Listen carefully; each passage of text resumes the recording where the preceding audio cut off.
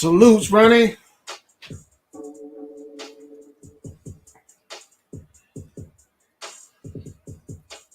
Hey, just give me a little bit. I'm having some problems with my Rumble. I'm trying to figure out what it is, why it's not going live over here. But you know what? I'll figure out later. Salute, Cindy.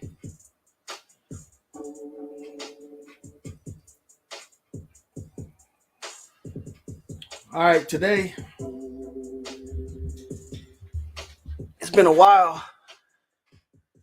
and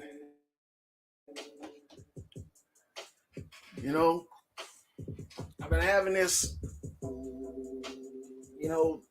stuff on my mind for a while, and I've been researching it and going through it with it, and I want to share it with some people. And either it's going to be shared on YouTube or it's going to be shared on Rumble. This is going to be a series. And if you guys didn't see the title, Pharmacia, Bibliotheca, this is not going to be what you expect it to be. Because I'm going to be talking about the Bible. I'm going to show you guys some stuff about the Bible. And then I'm going to give you my reasoning behind what I'm saying about it. Now, none of this reflects my beliefs. All of this is just information that's out there that anybody could have used to find this stuff that I'm about to find. But what I'm going to do is I'm going to try to break it down into segments because there's a lot of information. And just bear with me, guys. I know this is going to rub some people, in a bad way. And, I'm just going to make all these. I'm just going to keep on doing it from front to back, from the beginning of the Bible to the end of the Bible. I'm going to be right. I'm going to be doing this information and putting it out so people can see it. And who knows, man? It might spark something in people. But let's go ahead and jump into it. I'm going to show you guys my screen. Let me turn this down some so I could won't be competing with it. I do like it in the background though. So I'm gonna show you guys my screen. This is my blank PowerPoint screen. And what I'm gonna do, and I'm gonna go through the Bible, and I'm going to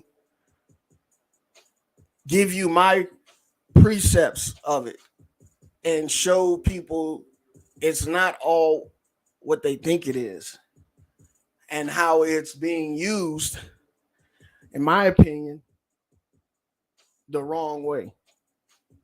So if you guys didn't know, Pharmacia is all about pharmaceuticals.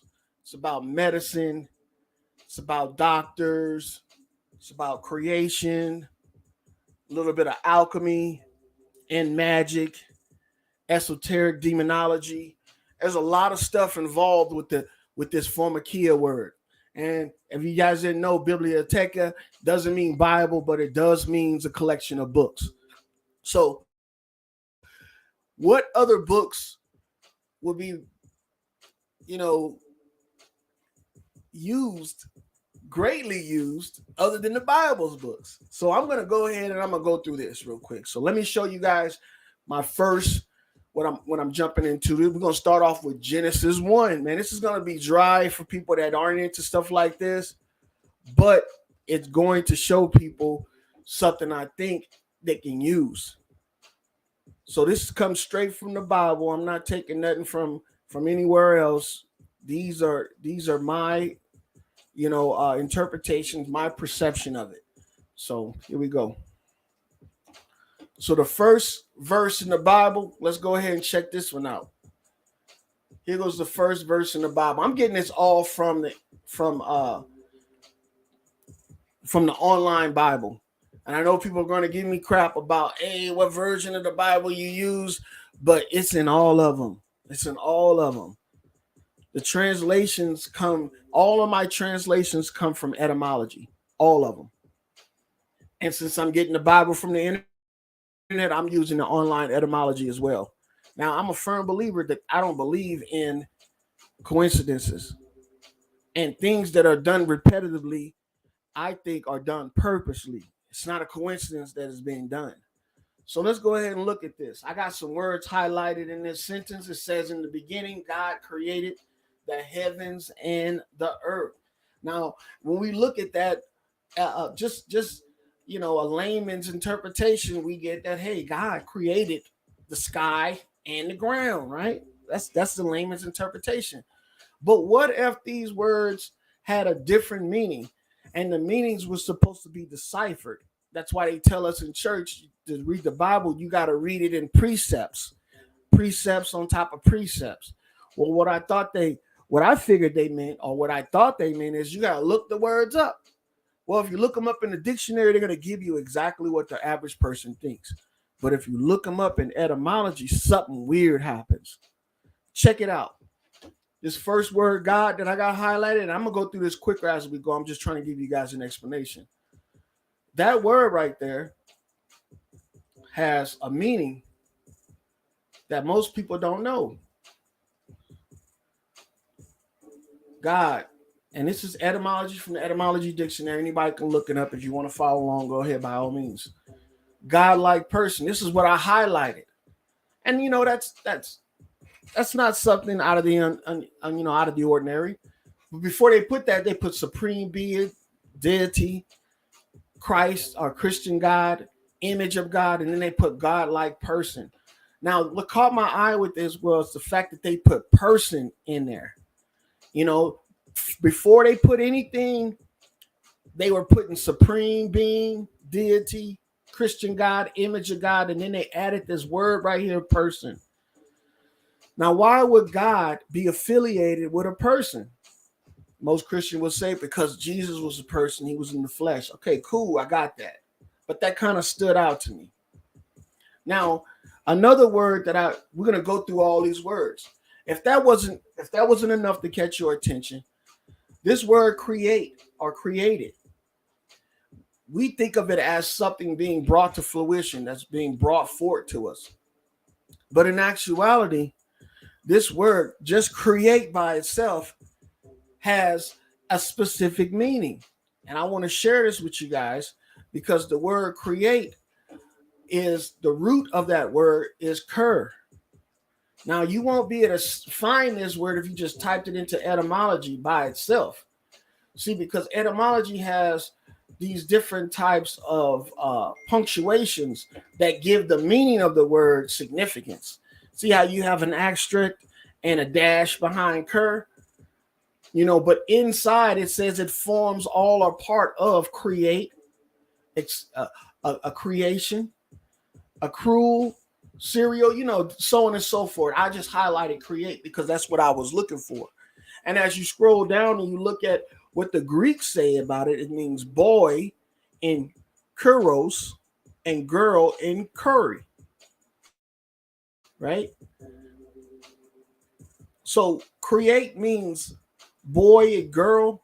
And then as you start to go on, you'll see come forth, spring up, grow, thrive. But this stands out for me right here. Because in the creation story, who does God create? A God-like person creates a man and a woman. So that was like, all right. So I'm on the trail. I'm on the right trail. I'm watching this. I'm looking at it all right. But then as we go forward, we see the word heavens. Okay. But look, before the word heavens, there's this word the. And this is what people don't realize, that these words right here can also mean punctuations and different types of terms and stuff.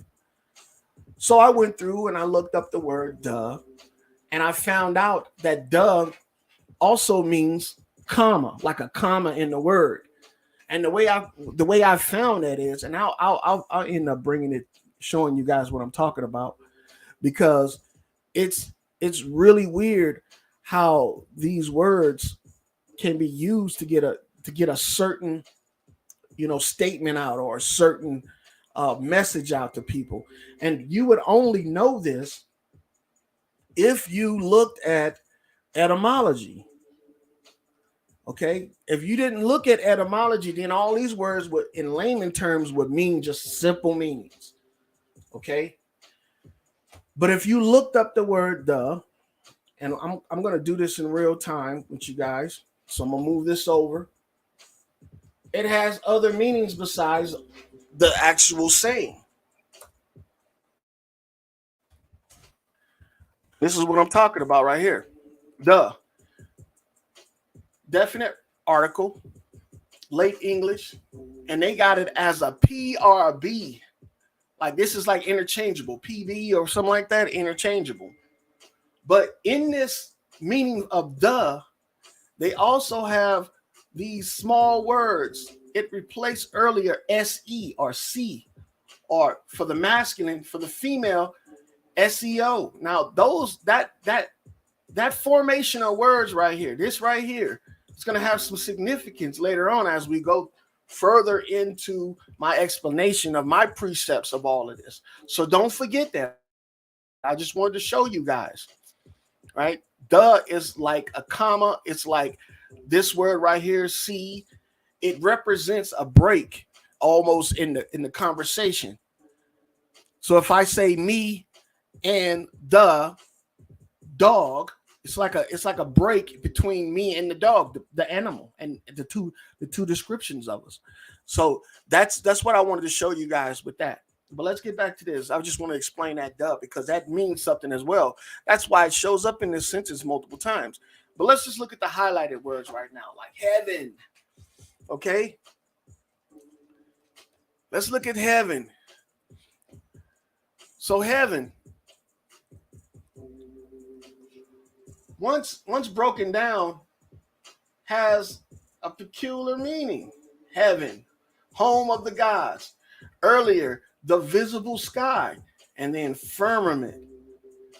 Now, we've all heard the story about the firmament, the covering over everything and everything like that, the covering over the earth and how it's protecting us. But firmament actually has a different meaning as well.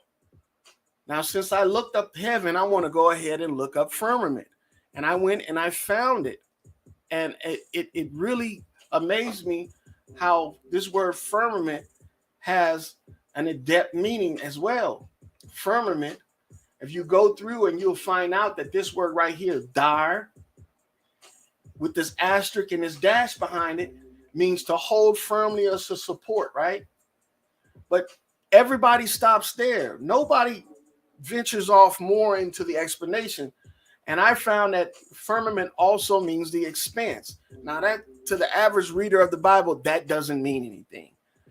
But to someone that's looking for something to stand out to them, they want to find out why they have firmament, and firmament means expanse. And why did they come up with a way to enter that into the Bible other than using the word that it means? Because they do have some versions where you can find the word expanse instead of firmament or heavens.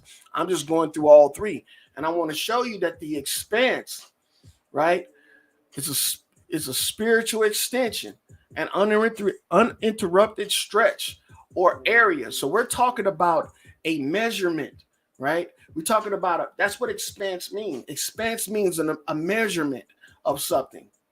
So heaven is defined by the word firmament, which confirms that what we're talking about is above us. And firmament is described by the word expanse, which means whatever is above us is in a measurement type description. So as I went through, I read through the entire explanation or definition, because in actuality, etymology is not about definitions. It's about origins and how words used to sound when we first created them, when we first started using the words, how they sound and what they were used for at that time. So they give you dates and stuff like that. But as I started to search more, I read down, and the pi root of this word is pedi, with an asterisk and a dash. And that right there was like, whoa, so this is trying to tell me something. Because most of these words that have asterisks and dash that we don't use on a daily basis, these are words that were created by mixing different languages. So pedi, right? We know what that word, it could be a name or something like that, or a term of endearment or whatever, but it means expanse. And as I looked into this word pedi, I found that this word actually had a meaning of its own. So you see how this grows, right? So now that I'm on with this pedi thing, and you see how this just kind of like developed into a fact-finding thing. Now we know that expanse, the root of expanse is pedi, which doesn't even sound like it. But as you see, expanse is one of the word that this pedi creates. Not in spelling, but in meaning. So let me go ahead and highlight that so we can see what I'm talking about. All right, and as you read through, it says, it is the hypothetical source of evidence for its existence is provided by, and it tells you all the languages that it's provided by, this meaning and this word and what the sound means, pedi. Well, if you go down, you will see that pedi, which is actually the root for expanse, which is actually the meaning of firmament, which is actually the meaning of heavens or heaven, has meaning that goes forward. And the word that I found that was strange was fathom. Now, fathom, most people that read English know that fathom means, it could mean a bunch of things. It could mean, a thought process. It could mean a distance, a measurement. It can mean time. But what I found that really convinced me that it meant the same thing as expanse, firmament, and heaven, is that fathom describes itself as a unit of measure. So fathom, length of an outstretched arms, or length of the outstretched arms. Also arms, grasp. We're not talking about body parts. We're actually talking about a unit of measurement, just like it says down here that I highlighted, which is about 5 feet. Because the word that it actually is compared to, it says as a unit of measure in an early gloss it appears for Latin, I think that says passus, which is about 5 feet. So the word fathom in Latin is spoken of as passus, right? Which in other words means that it's about 5 feet long. So how would the firmament be described in Latin as fathom, which is a word called passus, and only be 5 feet or about 5 feet? Well, then that's how I started to realize that they're not talking about the entire sky. They're just talking about a portion of the sky as the heavens. So I'm not taking anything away from this. I'm just following the trail that it's giving me. And that trail right there came to an end. That was the end of that trail when it involves heavens. So in other words, heavens ultimately means a measurement or a unit of measurement, right? Which is about 5 feet.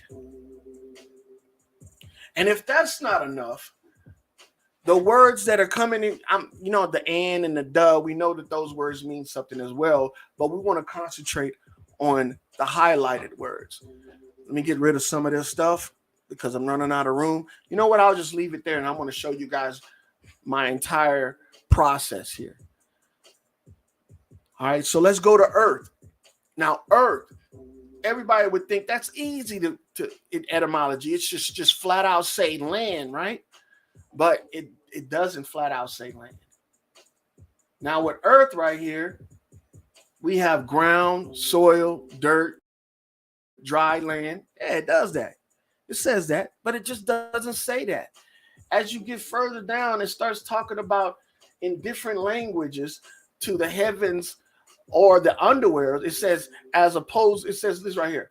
For the material world, the abode of man, as opposed to the heavens or the underworld, from Proto-Germanic, earthos, source, right? All of these words, if you write them in etymology, will pop up earth, right? And they're in different languages. Well, there was one word that popped out to me that I was like, ard. How did an ard become earth? Well, maybe it sounds sort of like earth, right? So I looked into that word ard, and believe it or not, the word ard, the pi root of that is which means earth, the ground. So I looked into that as well. And what I found is this, that ard actually means earth. Ard, A-R-D, means earth. But not only that, the pi root of the word, which means earth or ground, it forms all or part of aardvark, aardwolf, and earth. And I'm thinking to myself, you know what? There's something about this that's a coincidence, which means that why would the earth be named after something that we can relate to an animal? Right? So you see where I'm going with this. That this first line of Genesis is not talking about the creation of the sky and the land, that it's actually talking about the creation or one of the first creations.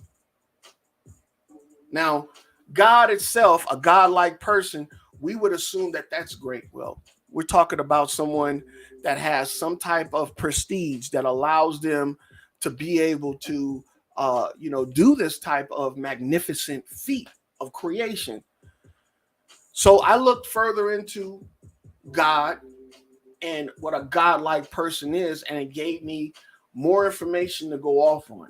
But I don't have enough room on this page, so we're gonna go to the next one. We're gonna talk about it. But first, let's look at how, if we read this based off of the etymological, translation, how it would sound. And you would go through the entire thing as if you were reading it and comparing the definition or the phrase that was highlighted along with it. So in the beginning, a godlike person, right? A boy or a girl, and we know that does like a comma, like saying stop to think about what we just said. The heavens, which is the firmament, the expanse, and what? A fathom. So in the beginning, a godlike person created, which was a boy or a girl, the heavens, the firmament, the expanse, and a fathom, which was 5 feet in length, and the earth, which is an ard and an ard. So it can either be an aardvark or an aardwolf. And when you look into these words, aardvark and aardwolf, you'll find out that aardvark means earth pig. Right? So this is not something that I'm just, pulling out of my ass. The pig in the Bible, the swine, the sow in the Bible is considered something that's notable. Then they give warnings about this stuff, about this animal or this creation. So just by putting this together like this, I started to understand that there is precepts that we are not utilizing that we should be looking into. And when you're studying something, even the strange stuff need to be investigated. And that's what I'm trying to do here. So I'm not going to beat that one. I'm just going to go on and create the next slide so everybody can see what I'm talking about as we move on from the first line. And this just is the first line. And you guys, as you can see, I just spent, over 20 minutes explaining the first line of the Bible and the precepts that you can pull out of this. So as we go forward, we're going to see how you can pull more information out of this stuff and get an idea of what the creation story. And I'm not saying this is, definitely what the creation story is, but I think people that are reading the creation story need to delve deeper into it to find out exactly if this is something that's coincidental. And I don't believe in coincidences. That's why I'm going this route. So let's move on to the next one. It says, now the second line is this right here of the Bible. It says, now the earth was formless, void, and darkness was over the surface of the deep. Now reading this, we would think that, hey, the earth is just a barren wasteland, right? But in etymology, this sentence has a whole lot of meaning. We know that earth means ard, either a vork or a wolf, either one. But we know that the word earth represents a created being. And earth doesn't mean animal, or it doesn't mean man. It means ard, which could be either one of those animals, which means earth animal. And I'm going with aardvark because aardvark is, it has some significance with being an earth pig. So let's look at that. We know that earth means ard. Okay. Let's go ahead and just pull that out so we already know.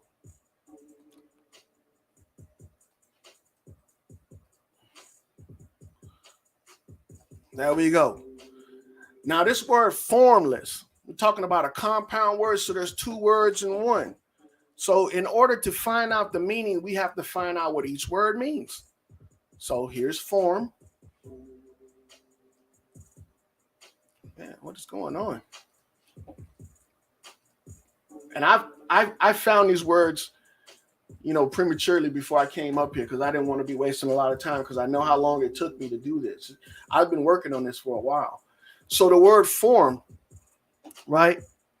If you read it, semblance, image, likeness, physical form, appearance, so on and so forth, what every general definition would mean in a word. But then as you get down, it says a fine form, beauty, right?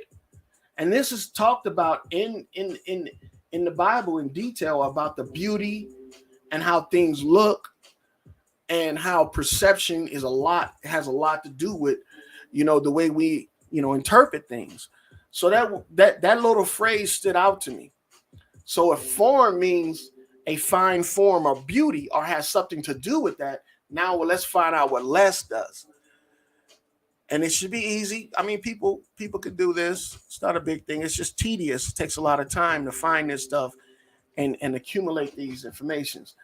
Now, right off the bat, less, it means least, less, smaller, or fewer, right? So if we're saying formless, we're talking about something that's beautyless, all right?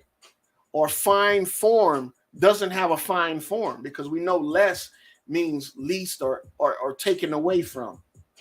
You see what I'm saying? So this means that word formless means beautyless or ugly, okay? Now the word void, when I came across this word, I knew that void could only have a few meanings. And as I searched, I was right. It only has a few meanings. It was used the way it was said, void. Unfilled space, a gap, a void, an adjective, meaning absolute empty space. So that means that the earth, this aardvark, was ugly, beautyless, and empty or absolute space. Now that could mean a few things. Empty or absolute space could mean that there's nothing there, or there's no thought process involved. I don't want to go into how I found that out, because, you ever heard somebody say absent-minded? Well, it's like cracking a joke on somebody or using a derogatory phrase. So I didn't have to go too far to search into that. I could show you guys how I came about that, but that's just a term that I heard a lot when I was younger, when someone used a derogatory term towards somebody else. Let's move this up, because now we're going to darkness, right? Darkness, we would assume just means that there's no light. Well, in the Bible, it talks about light. And light has a different meaning as well. But darkness, which is darkness, means secrecy or concealment. All right? Secrecy or concealment. So in the dark, you can't see something because it's concealed with the absence of light.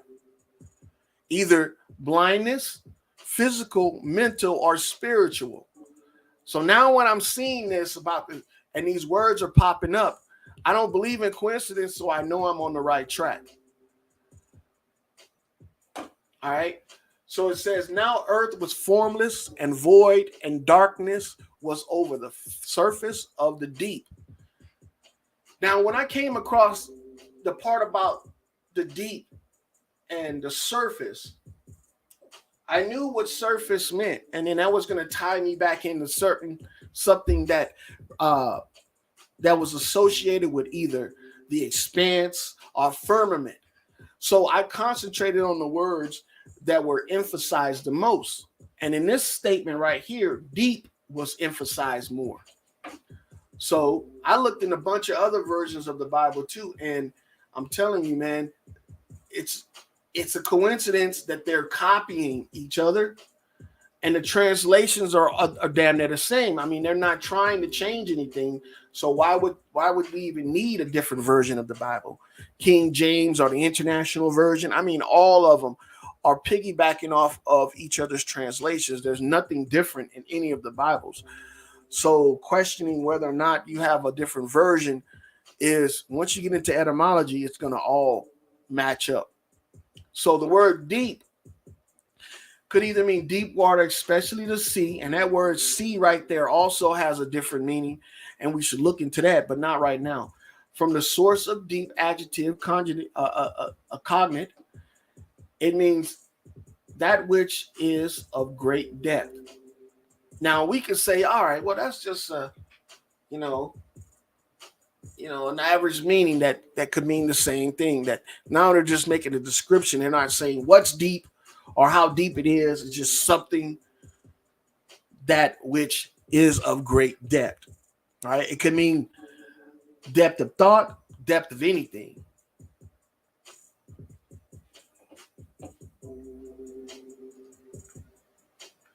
I got what you said, Ronnie, but interpretations of the Greek and the Hebrew, all right, Ronnie is saying, but Loyal, you would need to find the Hebrew and the Greek definition of the Bible to truly understand what it is saying, bro. All right, I get what you're saying there, Ronnie. But at the same time, look at this. How did they get the translations they got in English if they were going off of the Hebrew and the Greek understandings? Because in etymology, they're taking all of these words from Greek, Hebrew, Latin, Dutch, Scandinavian, and they're saying that the reason why this word sounds like this is because of the different meanings in all of these different languages. So in actuality, the words that we have in the Bible are translated from Hebrew and Greek. And what I'm doing is I'm taking the translations and finding out if they have alternative meanings. That way we can go deeper with our understanding of it. Now, this is not going to be for everybody. Everybody is not going to get this. Matter of fact, I'm going to lose a lot of people that I agree with or agree with me on this measure, on this certain topic.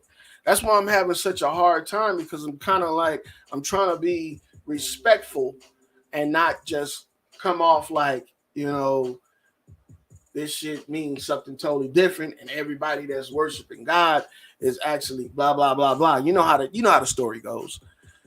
So I'm not gonna do that. I'm not gonna down talk the fact that people believe a certain thing. I just want people to have a different interpretation, or see if they can find a different precept to it. That way they can get their mind wrapped around it. Now, the word pharmacia is in the Bible, and the word bibliotheca is a collection of books. So if pharmacia is in the Bible, that means it has some great importance. And all of this stuff I'm talking about has something to do with creation and medicine, because all of this stuff is talking about a creation of an animal and the environment that the animal survives in or lives in. So here we go. Now, of great depth or deep. So if we read all of this stuff out the way it's set out, I'm not going to do it in this fashion. I just want to make sure everybody can see how this stuff looks. All right. Let's get the earth in there first, and the formless, and then the void, and then the darkness, and then the deep. And let's see if we can understand from this precept what they're trying to say in this verse right here. So now the earth, or the aardvark, was formless, which means beautyless, empty, absolute empty space, and in secrecy and concealment, was over the surface, or over that which is a great depth. So that's the breakdown for that scripture right there, or that term right there. Now, when I get done with all of this, we're going to go back and we're going to try to piece all this stuff together. I'm just giving you guys my background on how I came about what I'm about to say when it comes to the end of this. So this is not meant to change anyone's perception of what they believe in. This is just another precept that people should be looking at and identifying as part of the word, because it is. They wouldn't put these words in there. They would make definite and precise accusations or statements that would explain what they mean. Now, if we go back and we looked at the part about God creating or created the heavens and the earth, according to science, that didn't occur.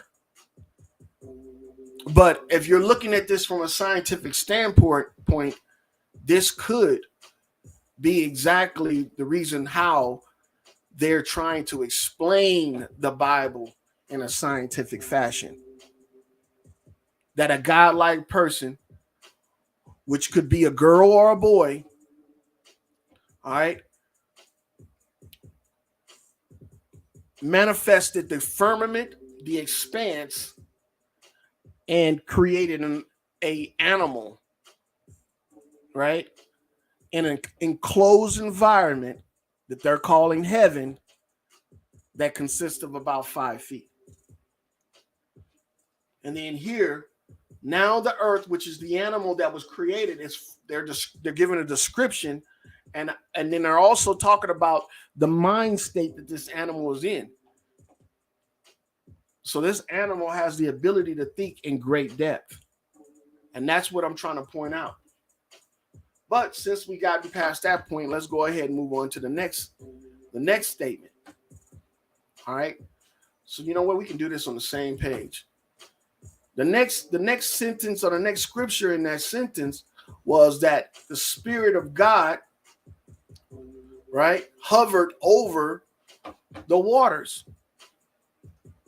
Now, my only issue with that is, of course, we're talking about the first person, or the godlike person that we were talking about earlier, is now doing something in this entire situation, right? It says, in the Spirit of God. And we all know what spirit means in etymology. If you guys don't know, I'll show you exactly what I'm talking about, because it has a meaning that most people won't think of. They're thinking about, when they're saying spirit, they're talking about some kind of soul or something like that. But I want you guys to realize that these words have meaning. So we take the word spirit and we break it down in etymology. This is what it means. And what I'm getting at right here is that spirit, animated vital principles in man and animal, right? And that word man also has a different meaning. Man and men are two different things in this entire premise or precept. So when they're talking about man and animals, they're talking about two of the same beings. Okay? But for reference sake, this word spirit means breath of life, or just breath. Now, if someone says that the spirit or the breath of this godlike person was hovering over the surface of the water, then that means that this person, whoever it was looking at the surface of water. Okay, that means that person, if your breath is hovering over the water, that means that you're looking down at whatever is below you, and that's you that's hovering over, that object. And that object happened to be the surface of the water. So again, I go in and I look up the word water in etymology, and something pops in my periphery. So I start looking at it, and I start saying that, hey, I don't believe in coincidences, so this must mean something. So water, right? Of course, we know it means wet and all that stuff, but then there's a certain phrase right where it says op and wed.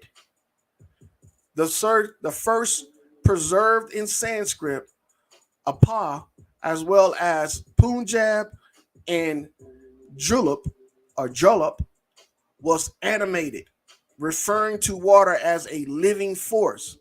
Now, why would they use the word water when they could have just said oceans or seas? Because they're talking about an environment that's enclosed for a certain entity or being. Now, this word water is another description of the life that they're trying to say was created in this book. That's how I'm looking at it. So this is just another description of the earth.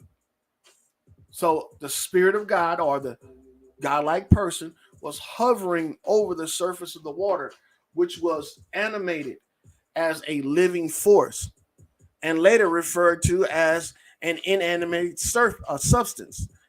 The reason why they made water in the description later on as an inanimated substance was because if we could tie this animated substance to it, then now water becomes a living being. And we know that water isn't a living being. The only reason why it moves is because of agitation, either by the tides or by us. But it's talking about this water as being animated or animate, referring to water as a living force. So that ties back into the first scripture when it talks about the earth, which is an ard. Now, bear with me here, guys. I'm not trying to change anybody's perception. I'm just trying to give somebody or give everybody a different outlook on this. And I know it's coming off as a foreign language because it's kind of hard for me to explain this. And plus, I'm trying to show people something that if they wanted to, they can do on their own. All of this stuff is from etymology. I didn't make any of this stuff up. So we go back and we read this. It would say, now the aardvark was ugly, thoughtless, and concealed or in captivity, and was over the surface of the deep, which is of great thought or great depth of thought.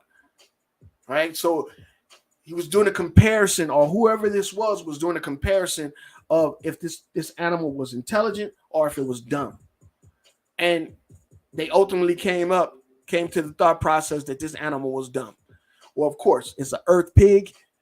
All right. It was created in a lab or whatever, or in the environment, and it's a dumb animal.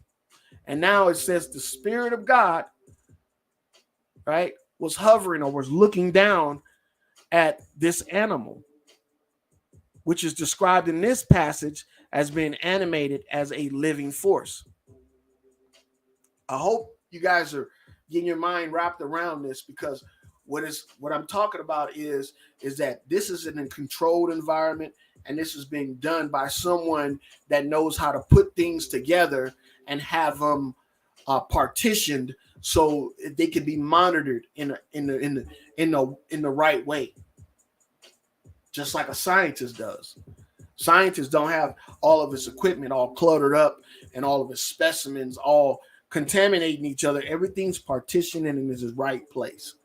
So if people want to say that creation was done by an intelligent, source, or an intelligent creator or intelligent design, they're not on the wrong path. They are on the right path. And what creation is in this story, I think, is not of man or of the earth, but actually a being that's later on in the Bible talked about as being something that we should not consume, that is not clean, that's, has a particular place in nature. Okay? So I hope I explained those two passages right there, or those two scriptures right there. And let's go ahead and try and move on. If there's any questions, man, just blurt them out. It don't matter. You guys can disagree with me. It doesn't matter. This is an open forum. I'm not hiding anything from anybody. All this information I'm getting is from etymology. All right, so that was before the first day. Now let's get into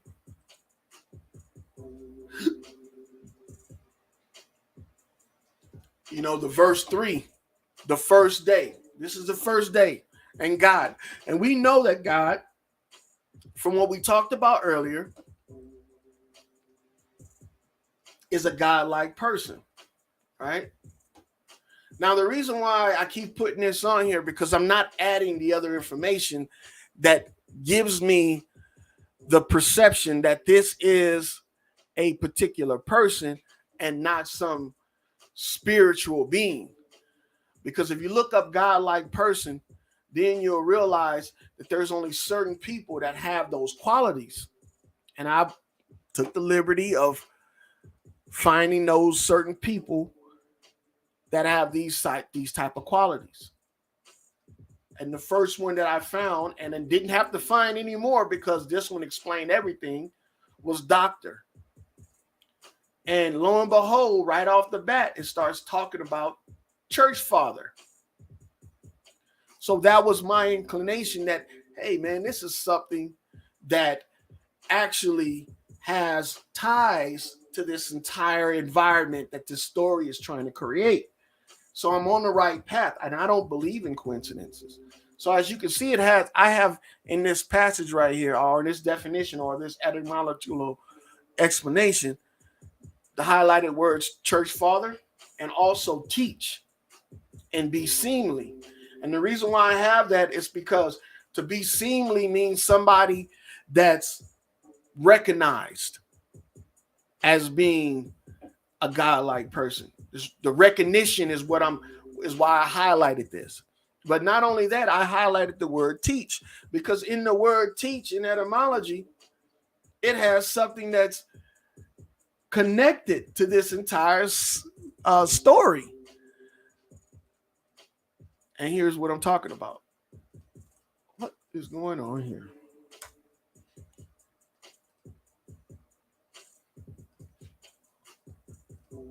Here we go with teach. Now the word teach has a few. It says to show, point out, declare, demonstrate, also to give instructions, train, assign, so on and so forth. But as I got down to the bottom, I was ready to say, you know what, maybe I'm on the wrong trail. But as we got down to the bottom, this is what I found. All right, related to Old English tessin or tank, sign, comma, mark. Now, to a lot of people, that's not going to mean anything. But to me, since I've been reading the Bible and translating stuff and, precept on top of precept, these things stand out to me, just like it's highlighted right here in this passage. And signs and marks is something that was said about the lights in the sky, right? So I'm like, maybe I'm on a path that is going to really open up and show me something. And it did, man. Because not only does this word signs and marks, with that comment, it means something. It means signs. That comma right there means the mark. Signs and marks, the. That's what a teacher is. Someone that shows you the signs and gives you the mark. You know what I'm saying? A mark is a grade. You see what I'm saying? And they're teaching you. Most teachers teach on a chalkboard, if they do that, or smart board, or with a book, and they're showing you. That's the sign. They're showing you exactly what they're teaching. They're either writing it up on a board, or they're writing it on a smart board, or you're reading it out of a book, word for word, what they're showing you. That's the sign.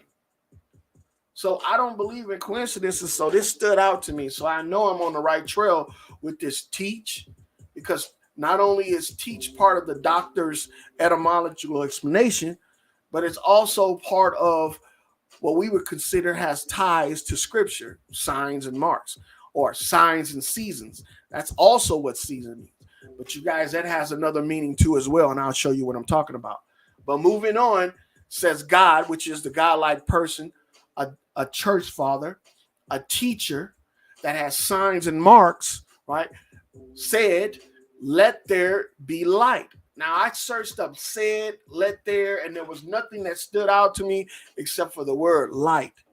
And when I started looking at the word light, I realized that light doesn't mean illumination. Yeah, in some sense it does, but in this instant, it doesn't mean that. Because what are we talking about? We're talking about a creation story of an entity that's put in some type of environment that is isolated from everything else. And when I read this with light, it says brightness, radiant energy, but then it goes and says that which makes things visible. Yeah, we can interpret that as being a light or an illumination, but why would it be that which makes things visible? Well, that's because whatever it's making visible was not visible in the beginning. It was what? It was what? In darkness, which is, it was concealed, right? So the light is almost like removing the container's lid. That's what the light is represented in this. So that's my interpretation of it. And not only did they say it once, but they said it twice, almost emphasizing that this word light has a meaning, multiple meanings, because there's two of the same words in the same sentence. They could have just left it there and says, let there be light. But no, to insinuate that the word light has a specific emphasis or specific meaning, it says, and there was light. Meaning that which makes things visible. So that statement right there gave credibility. So why would you say the same word twice? Because you're giving emphasis to the meaning. So let's move on to verse 4, because verse 4 is going to open up some more information for us, and we're going to be able to get a better understanding what this is. And these are all precepts. This is not a religious doctrine I'm talking about. This is precepts of an action, of something that was accomplished, and we trying to find out who was the person that accomplished it. Because it says a godlike person for the word God in etymology. So who was the person that accomplished it? Church father, a teacher, right? And now let's look at what this person did in order to accomplish that which makes things visible. So we know God, a person that's godlike, light. We know what that is. That which makes visible was good, and he separated. So this word separated jumped out at me because I was looking up every word, and this was the word that actually gave me some type of instance that it means something else. And the reason why I say that is because look at this.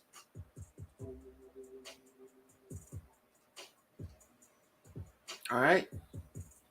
Separate, remove, detach completely, divide, something, sever, the connection or association of, and so on and so forth.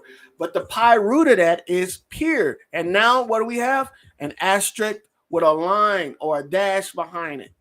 Because if you just type this word in, let me show you guys what I'm talking about. If you just type in piri in etymology, it's not going to give you the same information. Piri. Here we go. Title affixed to the name of a French priest. Father. Father attached to the name. But if you add the asterisk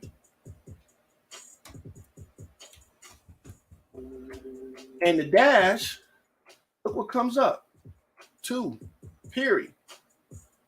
To grant or allot, like to give you permission. And then it says, and reciprocally, to get in return, possibly related to period 1, to produce or procure. But automatically, the word that they're looking for, the word that they're showing us with period right here, says period 1, to produce or procure, right? So we look at this period 1, and it says to produce or to procure, right? Period 1, to produce or procure. It says, and yield and derive words in diverse senses, possibly related to period 2. So we go down to period 2. What does it say? Automatically, because in period 1, it also has to grant or to allot. It's telling you that period 1 is rooted in period 2, and period 2 is rooted in period 1. So they both have the same meaning, means to grant or to allot. It doesn't mean to produce. Okay, so that right there gave me notice. So it's automatically saying period 1, but it's also meaning period 2, which means to grant or to what? Or to allot. And here's period 1.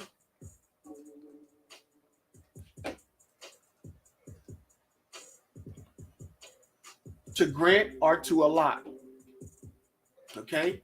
So the godlike person revealed that which makes things visible, was good, and he what? Granted and allotted what? The light that which makes things visible from the darkness. Now, darkness, we talked about that as well, but darkness can mean a lot of things. Okay, in here, darkness means secrecy or concealment. But that's what we're talking about when it comes to the scripture, especially if it's talking about spirituality in the etymological explanation. We know we're on the right track. So let me go ahead and copy this and add this to it as well. Because darkness is another one that's going to be in this. So a godlike person saw that which makes visible was good, and he what? Separated, or he granted or allotted that which makes visible from the darkness. So he granted the ability to see this, or to remove the concealment. And that's what this means, to remove the concealment. So this godlike person, like, the ability to remove this. And so he granted the ability for this to happen over and over again. Now, if that's not confusing, then we get into verse 5.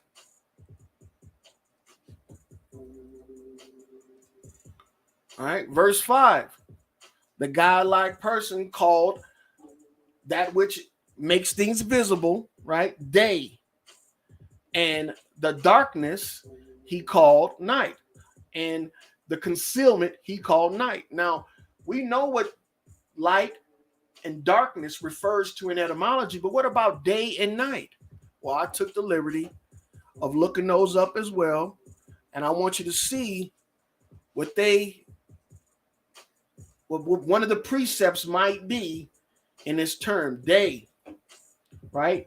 Period during which the sun is above the horizon, also lifetime. But this part right here stood out to me. Definite time of existence. All right? Definite time of existence. So light, right? That which makes things visible is called day, which is a definite time of existence. Almost meaning like a shelf life or a time period in which something lasts. And then darkness, which is secrecy and concealment, is called night. Oops. Bear with me here, guys, because there's a lot of definitions. Night is considered ignorance. So think about this. If they're saying light, which is something that makes something visible, right? It's called day, a definite time of existence. They're almost saying that light is existence, which is truth. Because now we're in duality form right here. We got day and night, we got light and darkness. So if light is something that makes something visible, which is like tell the truth, will set you free, then darkness is what? Concealment and secrecy, which is almost like saying ignorance, betrayal, sabotage. You see what I'm saying? So day would be existence and night would be ignorance.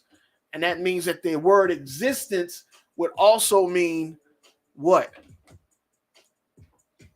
And I know this is gonna get people kind of caught up, but the word existence in here refers to the opposite of ignorance. So the word existence in here would mean somewhat truth. And let me show you guys how I came about this.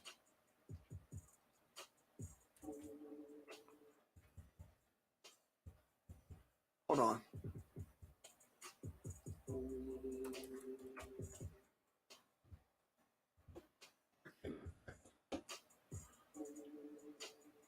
All right, let's get the word existence.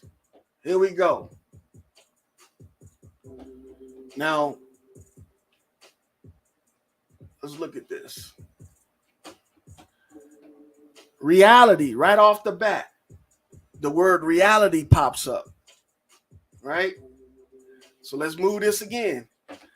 So if reality is the actual meaning of existence, and darkness is concealment and what else? Concealment and secrecy, but night is ignorance. That means that they're telling you the difference between light and day is the truth and ignorance. That's what they're trying to tell you. So a godlike person called the truth and the darkness, which is the lie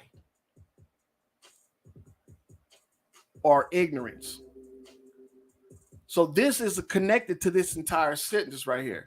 So a godlike person saw that the unconcealment or that what makes visible or the truth was good, and he separated it, which means he did what? He granted and allotted. He gave permission for the truth to be separate from the lie or ignorance. So this godlike person called the light, the truth, and darkness, ignorance. So right there, it's almost like saying this, whoever this person was, this godlike person, recognized that there was fake and there was real. And he was distinguishing between the two.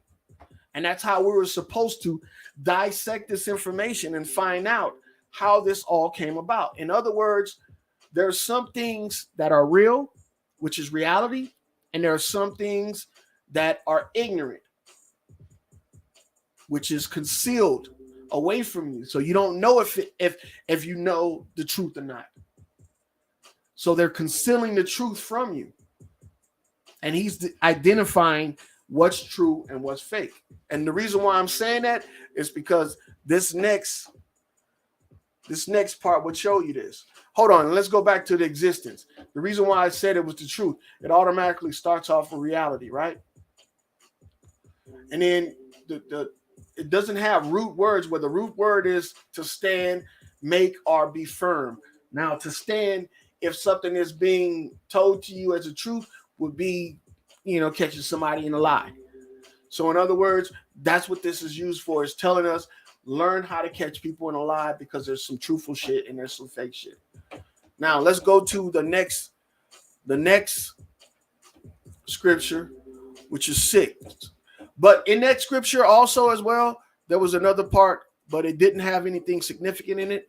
So I just kind of like moved on. But I'll put it up there just so you guys can see it. And there was evening and there was morning the first day. Now, look, this is all occurring on the first day. This explanation, so we know that this is not, when they're talking about days, and you will find out that day means the truth or reality. So when they're saying the first day, they're talking about the first recollection, or, almost like when somebody gets to that aha moment, like the first time someone says, I understand.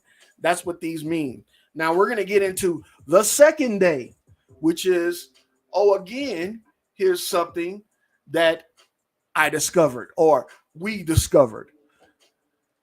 So we got the second day, and we have what? Verse 6. And God said, let there be an expanse between the waters. And, because that's what this and means. And is like saying duh, or and. It's like a separation, to separate the waters from the waters. Now, look, remember earlier we said that waters meant what? But first, let's go ahead and add all the other information that we had from this last thing. For instance, like godlike person. All right. Expanse.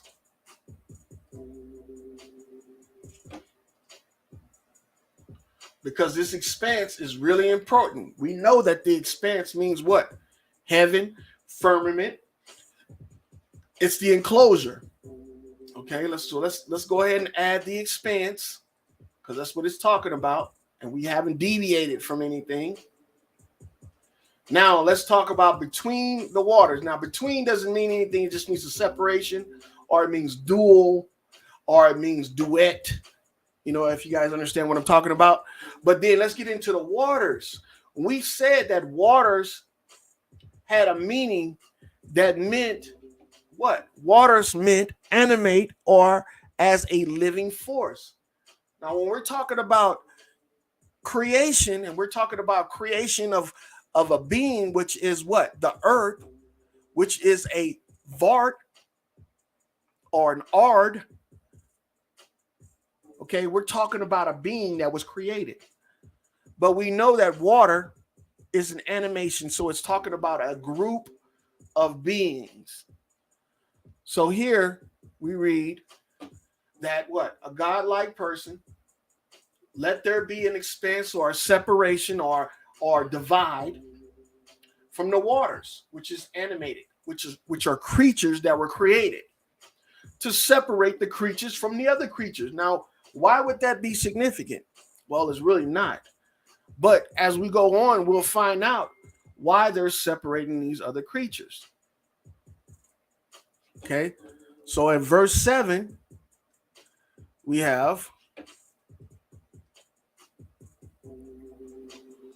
so God made the expanse, which is an enclosure, a godlike person, and he separated them. Okay, and we know that separated what means?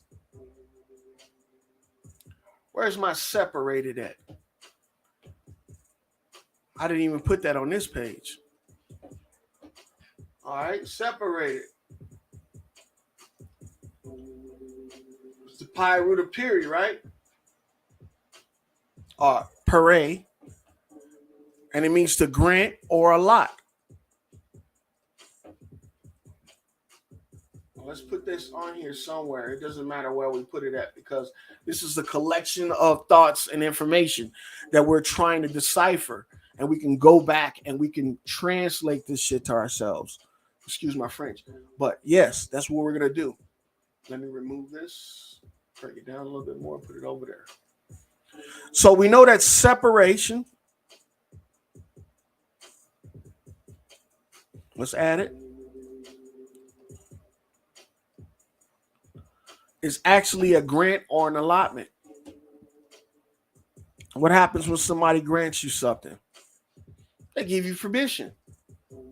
What happens when they allot you something? They loan it to you. They can always take it back. So separates the waters. And we know that waters are what? Living beings. Beneath it from the waters above. So they're separating these entities or these beings from one another for a certain reason. Let's go to verse 8.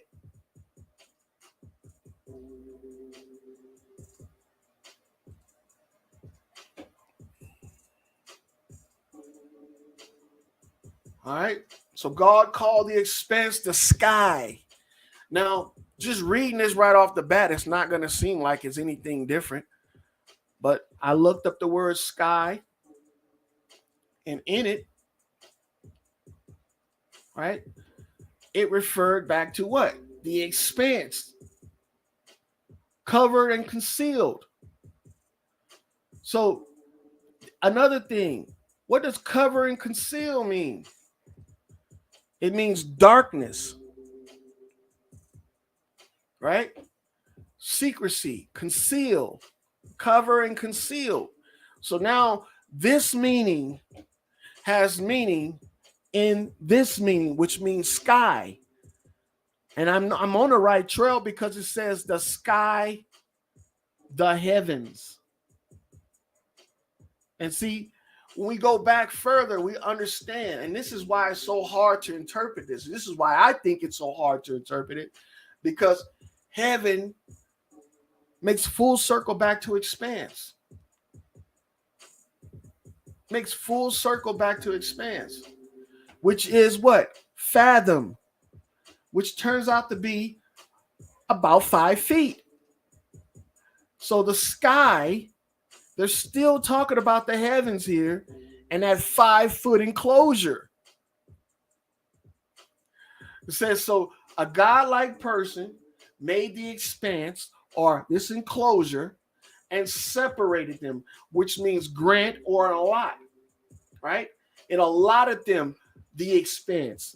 This godlike person gave them the enclosure where these animals, which is represented as water, dwelled. And God called this expanse the sky, which turned out to be what? Another enclosure, which was the original enclosure.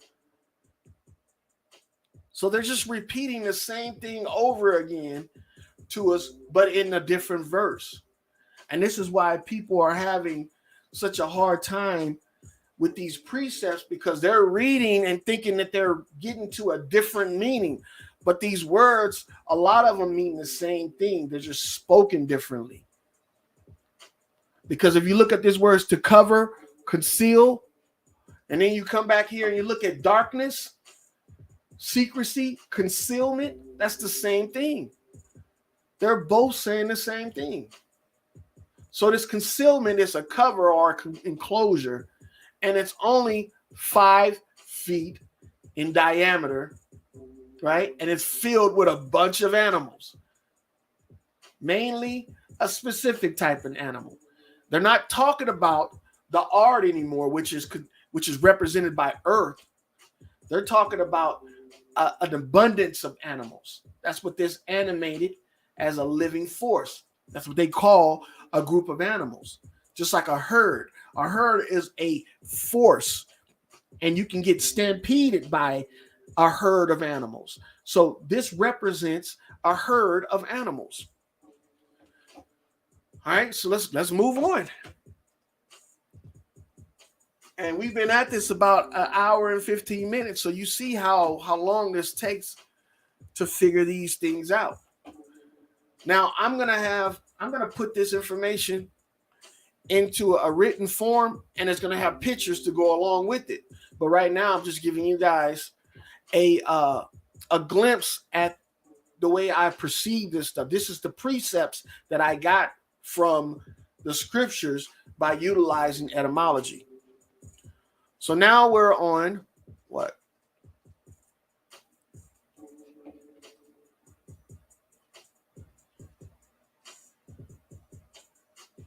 All right, we're on the third day.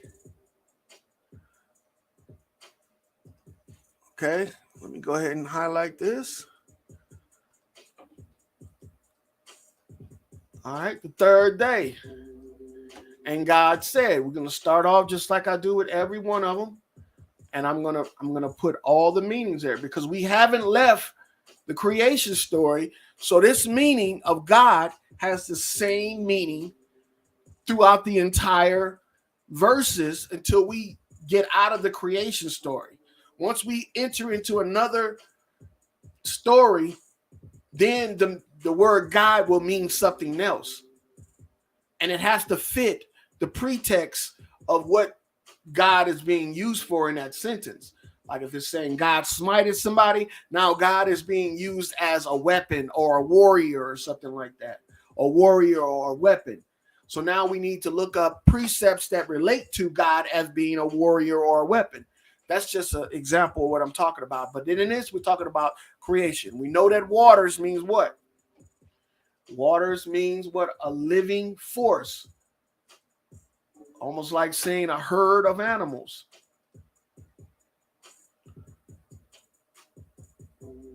Okay. Under the sky, which means what? A cover or enclosure of concealment.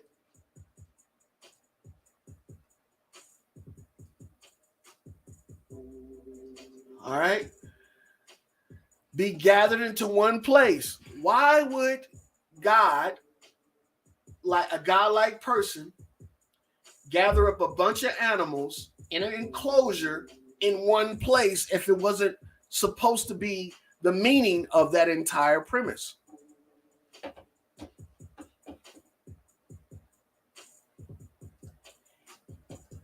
Okay, so look. Hoot owl, holler. I get what you're saying, but Even in the Bible, it talks about knowledge being power. And if you're reading the word and it's in a certain language, shouldn't you know the definitions and meanings behind those words of that language in order to be granted the message from the so-called Holy Spirit or Holy Ghost? Because Holy Ghost means a enlightened breath. If you look up the word Holy Ghost, you'll find out that ghost means spirit, spirit means breath. And if you look up the word holy, you'll find out it means enlightened. So if you're trying to get this from something outside of you, then you're not going to get it. And in order for it to be in you, you have to understand what it is in the first place. And that's what I'm trying to do. This is not taken away from Christianity.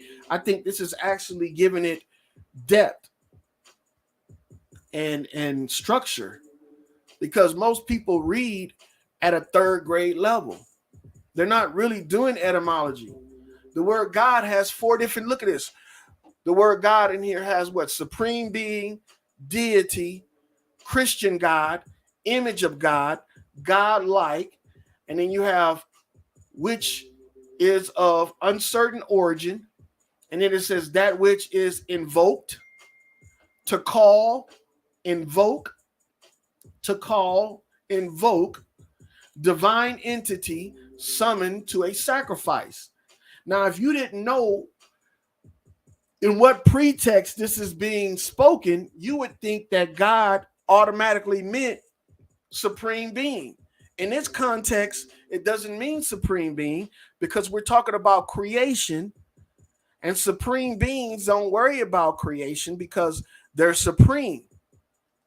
All their supremacy over the being, that's what they're worrying about. A deity is already something that's being worshipped by the creation. And a Christian God, we know what that is. The image of God, we know what that is. But a God-like person, that should stand out to you, especially in this pretext. So, a God-like person, the water, which is a living force or a group of living forces, under an enclosure in one place, so that the dry land may appear. And we think that dry land is actually talking about the ground that we're standing on. But this dry land also has a different pretext or a precept. And we should identify what it is so that we can utilize it in our thought process. And that's what this is. We're still reading the word. This is not taken away from the word. This is actually building context in the word. So dry can mean free from water or fluid, which is free from what? If we know what water means in this context. Living entities and fluid. And if we look up the word fluid, we'll find out it means substance. So animals and their food, right? And then, but if we get down here, it says dry, just like the word dry right here. But the meaning of it means barren. Okay? Why does barren have a meaning in this context? Because now we're talking about separating the animals, separating these beings in an enclosure in one place, so that the dry land may appear, so that the barren land would appear. Now look, land in itself represents what? The ground we're standing on, which is represented by what? Earth, which is represented by what? Ard. So a godlike person said, let the waters, or an animated living force under this enclosure, cover and concealment, be gathered in one place, so that the dry or barren animals, you know what barren means, can't reproduce, right? And here it says, showing no emotion, without show of pleasantry, caustic, sarcastic, uninteresting, tedious. All right. But in actuality, we know what barren means. But it doesn't hurt to look it up. I think that's how it's spelled. Incapable of producing its kind. So that's what dry represents in that scripture. Dry represents barren, unable to produce its own kind. Land represents, and let me show you. I should have kept that up. Land represents earth. And we know in this pretext or in this prefix that if land represents the ground, soil, definite portion of the earth, right? A definite portion of the earth, meaning that it's not the entire earth, which means that it wouldn't be all of the animals, but a portion of the animals. And what this entire statement is saying, see how it says earth?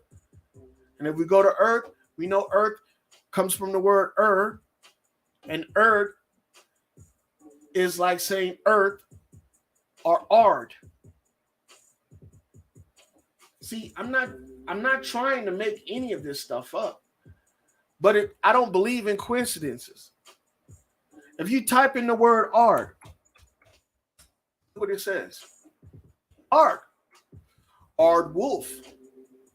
Also, ard wolf, small insectivore mammal native to east of South Africa, related to the hyena, right? Literally, earth wolf. That's what ard means, earth. Okay? So it could be a earth wolf or earth pig. That's what a vark is. A vark is a pig. That's why they call it a earth pig. So this is where my train of thought is going with this. I don't know if you guys can see what I'm putting on here. Can you guys see this in etymology? What I'm typing up here? Because I'm trying to put it on the screen and it's not showing up. But again, the land represents earth. And let me go ahead and put that out there real quick. And we know what earth represents. Earth represents the ard. Let me adjust it so you guys can see it.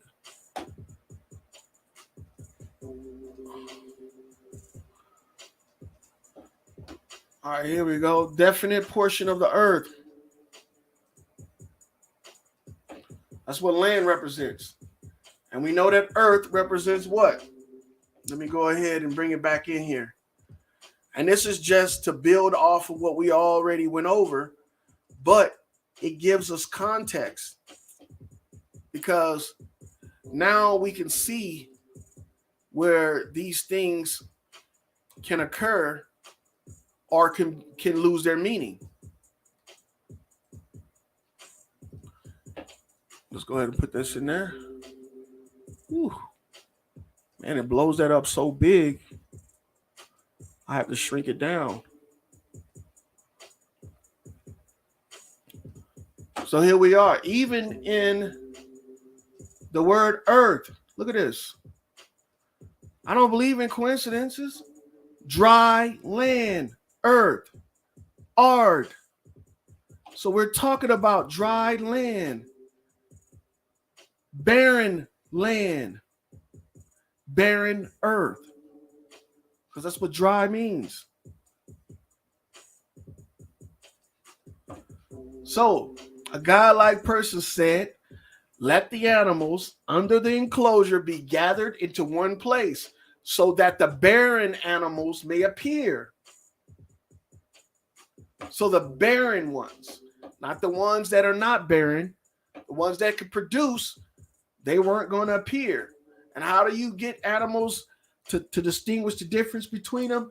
When you got them all together, you have to have a degree of separation. And that's what this is. They've created a degree of separation.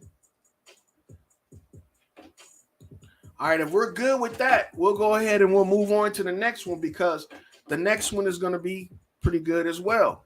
Because now we're at verse 10. We're still on the third day. We're at verse 10.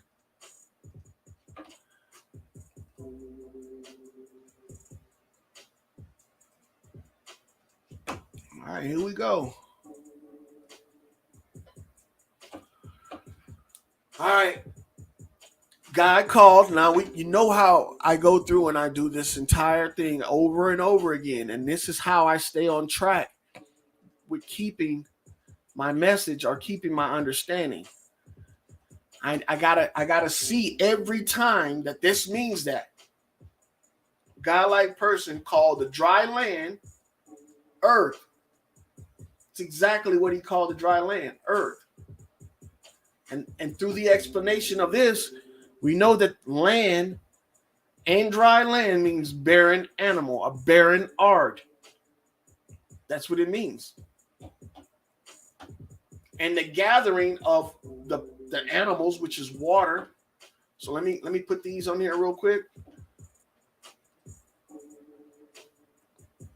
so we can get them. Copy. And this is tedious, man, because, you know, if they made a Bible that gave you all the translations of the prominent or prudent words, then it would give you the option of understanding the precept that means something most to you. Because most people aren't using precepts to read the Bible. They're just reading it for what it says. And they're basing their information or their understanding off of that. The preachers, when they go to I think it's called synagogue, or what they call it, seminary school, they learn all of these precepts. They learn all the meanings of the words in the scriptures. And they choose which meanings they want to teach to their flock or their congregation. Because they're the church father. They're the ones that are passing on this information to the flocks. So they're giving their message.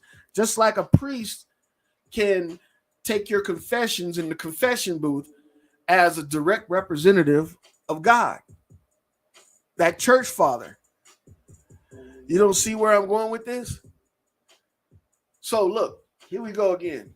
Let me finish up this part right here with earth and all of that, so we can move on into. Should have just put all this together.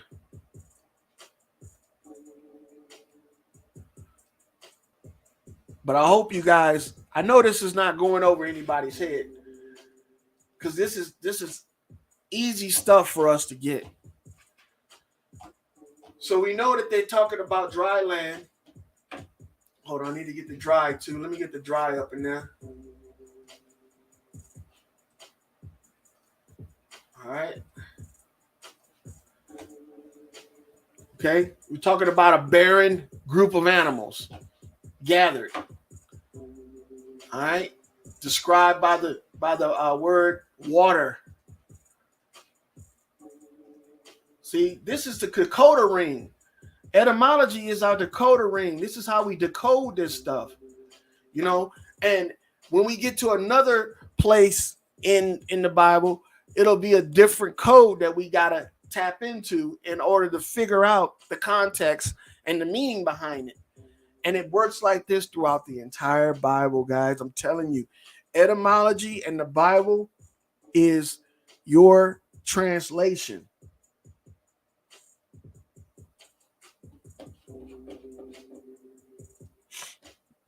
Salt and Light says, which is why one has to study to show oneself approved. It is the glory of God to conceal a thing, but the honor of kings is to search out a matter. Well, I agree with that, but I don't think that we have to be kings to search it out. I think that We just got to have, motivation. And that's what I think a lot of us lack. We lack the motivation to actually figure out what things are. So we allow people to tell us and teach us whatever they want. And that's how we end up in positions where we are not in control of our vessel. So we got water. And this is where I meant by the word seas, that seas have a different meaning as well. And when we look at the word seas, we're going to find out that it has meanings that connect it to other words that are supposed to mean something totally opposite. So the word seas has a meaning that talks about anything of great mass. Anything. It doesn't matter if it's water, animals. Because when I saw this, I was like, oh, I'm on the right trail, because we're talking about, water meaning something. And now we're talking about a great, an abundance amount of water meaning something, but it has a different context. So the water means animated or living force, which I said is my precept of, animals, a certain type of animal. And then we have seas here, which means a sheet of water, sea, lake, or pool, right? Which is obvious. That's what we're looking at. Wholly doubtful, okay, has generally been doubted, of unknown origin, outside of connections, wholly doubtful, and i.e. etymon has generally been doubted. But it has this passage right here at the bottom that actually gave me confidence that I was on the right trail. The meaning, any great mass or large quantities of anything, is from 1200. So seas doesn't mean a great body of water. It can mean a large quantity, a great body of anything. Animals, land, trees, cars. It can be anything. But in this context, it's talking about water. And in this context, the water represents the herd or collection of animals. If you guys know where I'm going with this. And God saw that it was good. A godlike person or church father thought it was good. All right.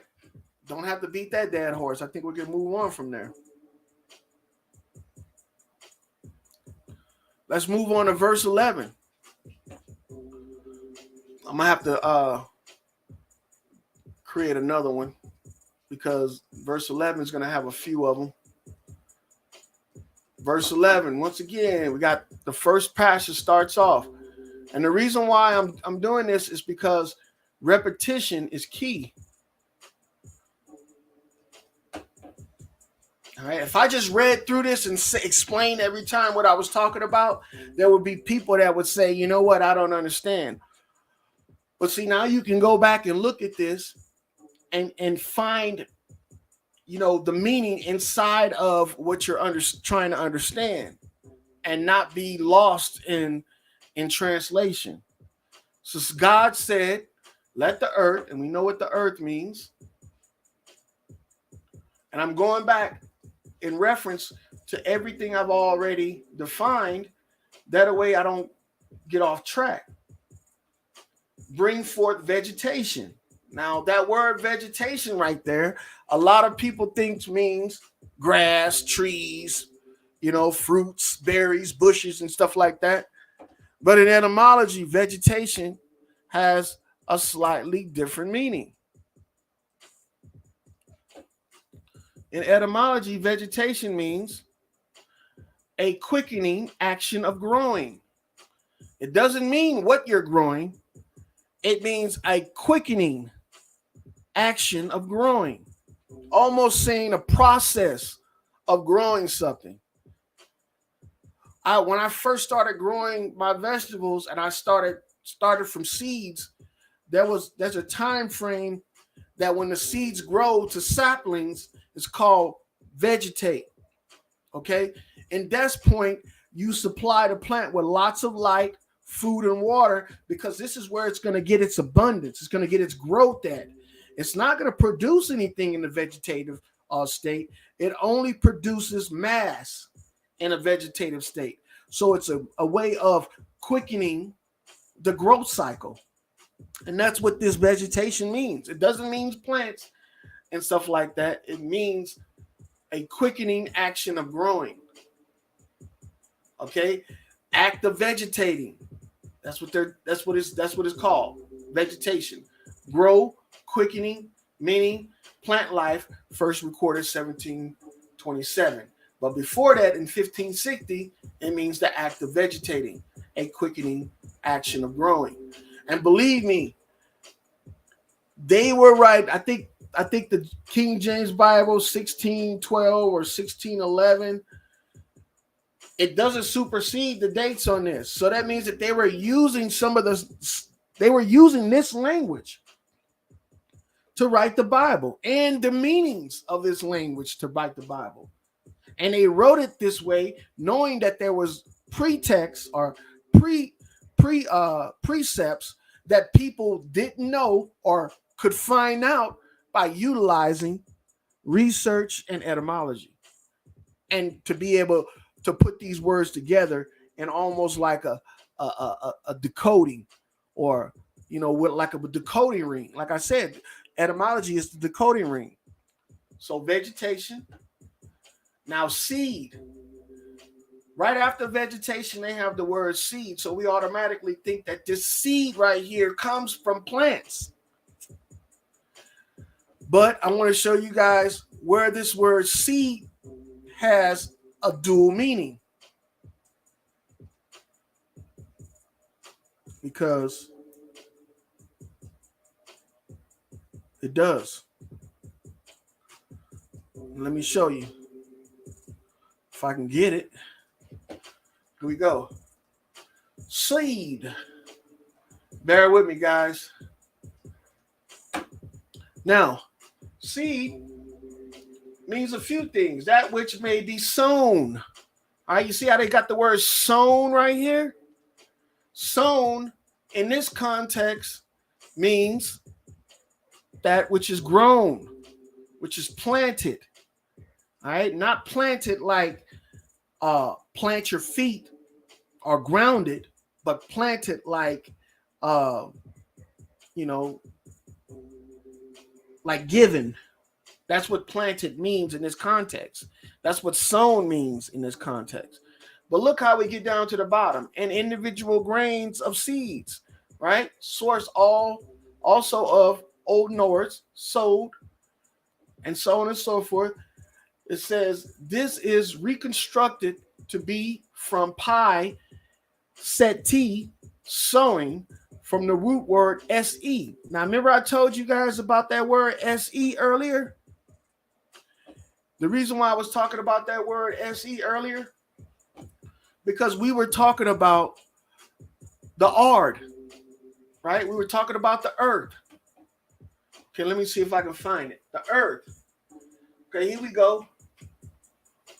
When you start looking into the earth and the ard, you'll find out that there's different meanings of this word that invokes a certain type of response.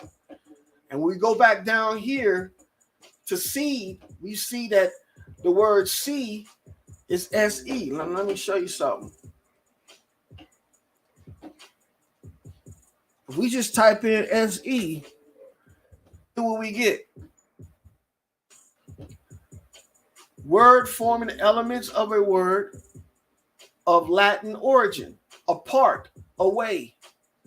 Okay? Without, apart, aside.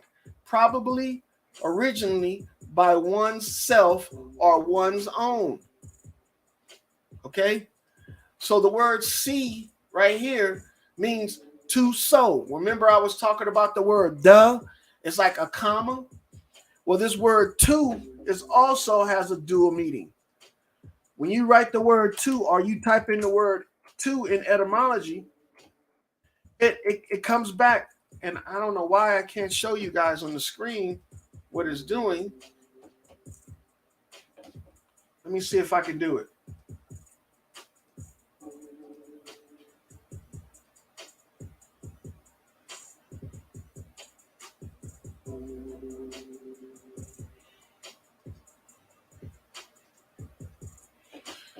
You see right here the word to.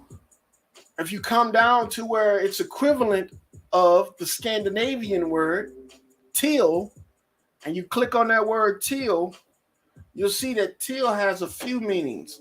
Till preparatory, that refers back to till verb, and till verb, which refers back to till preparatory. So it means that both these words have the same meaning, right? They have the same meaning. But what I want you guys to realize is that this word to, right, has a meaning, or till that has a meaning that means end. See how it says right here, end of life, death. Okay, this word is this word in the verb tense, and this word is this word in the preparatory or proper noun tense.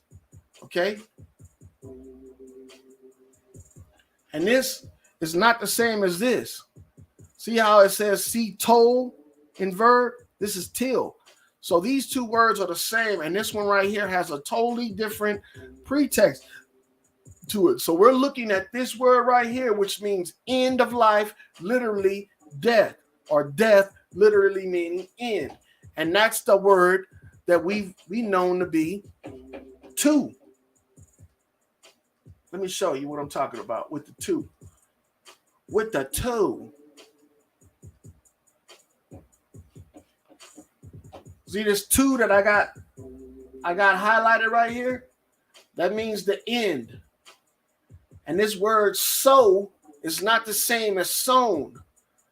This word right here, sow, is almost like saying, let me show you what I'm talking about. I took the liberty of going to that word SE with the asterisk and the dash behind it, exactly the way it's spelled.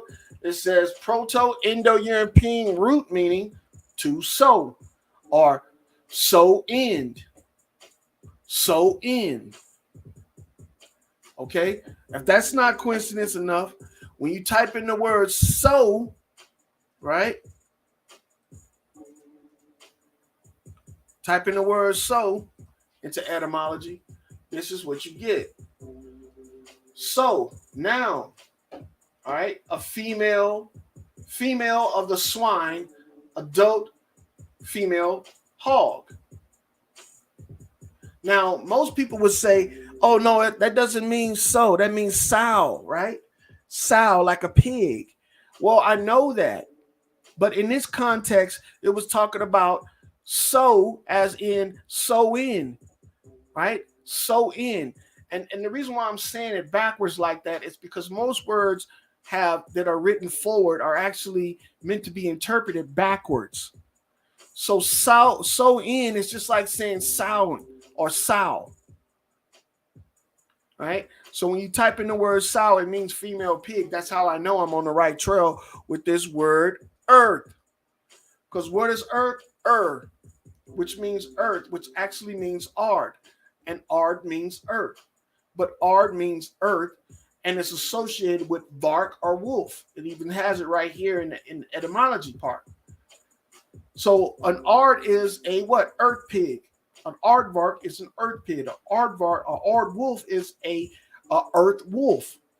And they got a whole series of these. If they got earth pig, they got an earth wolf, then they have an earth deer, they have an earth earth man. They got all of this shit that contributes to this information. And what I'm saying is that if you're not looking in the right place, you won't find the meaning and you won't find the connection. So how is an aardvark, which is an earth pig, and I should put that up there. I should put that up there. Let me put that up there.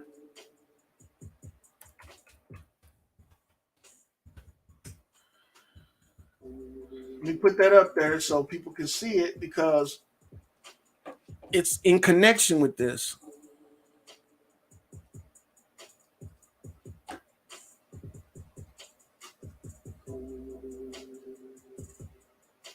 Yeah, it's in connection. Oh, Artie. Oh, Aardvark, which is an earth pig. See right here? Earth pig, which is a sow, which is the root word see, which is the root word for seed. So when they're talking about vegetation and they're talking about seeds, they're not talking about plants and their offspring.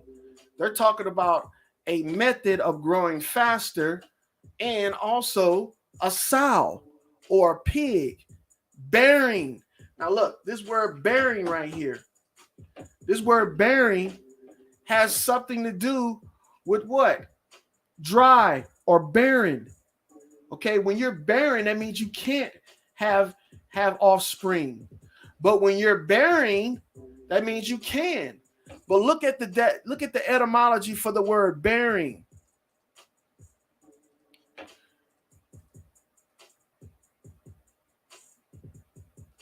Okay. Sorry for the time frame that it's taking to put this up. I know this is dragging on, guys.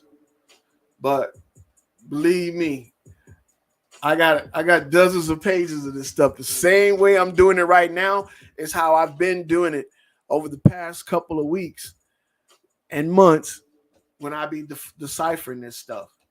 All right, bearing, just like it's spelled right there, a carrying of oneself, deportment. All right, the meaning, direction of point of a compass in which an object is seen or is moving. This is talking about bearing like on a geographical scale, or the bear, or it could be an animal bear. You see how it has many context to this word, or the union of this word bearing. But what with the context of this, we're talking about what? A pig. We're talking about raising pigs. We're talking about the original version of the pig. We're talking about the person that's carrying out this actual act. And we're talking about what its beginning was. And then we're talking about the method, bearing. So this should go right behind seed because that's how it's set up on here. And we're going to move on to the next word, plant. Now, that word right there should have been self-explanatory to me, but it wasn't. And see, the reason why it wasn't, because when I looked into it, of course, I got the first meaning of it as being a plant, right? A young tree or shrub, herb newly planted, a shoot or stripe recently sprouted from seed, all right? Now that's in the context of growing things in nature, not growing things in an enclosure, especially not animals. So when I kept reading, it said plantar, to drive in with the feet, push into the ground with the feet. Oh, like plant your feet. That's what they mean in this context. So why would a seed-bearing animal plant its feet? And fruit trees be involved and vegetation. Well, when I finish showing you guys the words and we put it all together, I'm going to give you my version of this precept, and you guys can go with it any way you want. So let's look at fruit.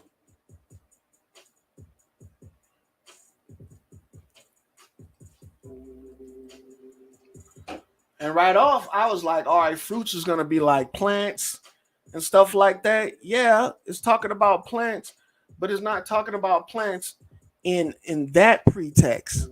See, in this word fruits, any vegetable produced useful to a human or animal. All right, vegetables are fruits. Okay, fruit Fruit eating as dessert, harvest, virtuous act. See how they got a different meaning for it now? They didn't went from fruits and shit to a virtuous act.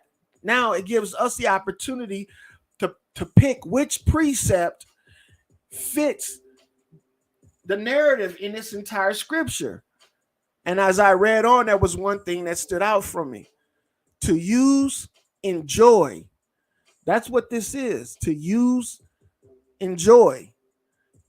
And that's burr right here. And again, you got the asterisk and you got the dash at the end of the word. Bruh, a brog, however you want to say it. But to use and to enjoy. So that's the context of the word fruit. I have to put this at the bottom because we still got one more thing to do before we get into this. Now, to enjoy the fruit, right? To take enjoyment in the fruit, especially fruit that are, that are bearing, that carries its own offspring, which is like a herd, right? How do you think we enjoy it? What type of enjoyment you think they're talking about? They're talking about eating. Eat, just like right here, fruit eaten. And in this context, to enjoy means to eat the fruit. So just like we raise animals and we harvest them to eat, we're taking enjoyment in that harvest of those animals that we raised. So let's put it all together. A godlike person said, let these animals bring forth what? A quickening action of growing. Meaning like we're going to raise these animals up fast. Seed bearing, which is a sow, carrying its own, carrying oneself or deported means that it's pregnant and it's on the ground grazing to drive in with the feet, pushing to the ground with his feet, and fruits. All right, so a quickening of growth in the sow, bearing itself as it grazed that we enjoy. And trees, the word trees it's something else, but it's still with this S at the end means plentiful. Okay, each bearing fruit with seeds according to its kind.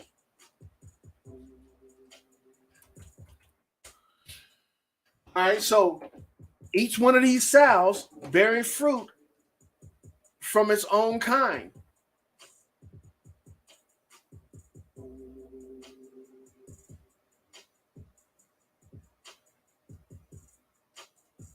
And let me show you guys what I meant by the word tree earlier, because it has, oh crap, they want to get rid of that.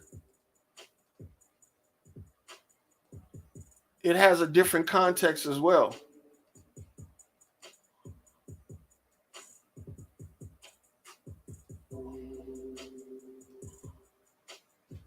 All right.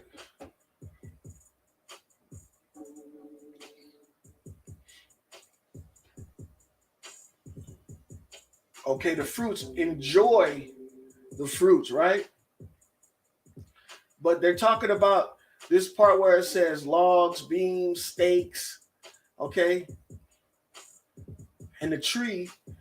And once it gets off into this root word right here, be firm, solid, steadfast, with specialized senses, wood, tree, and derivatives referring to objects made of wood.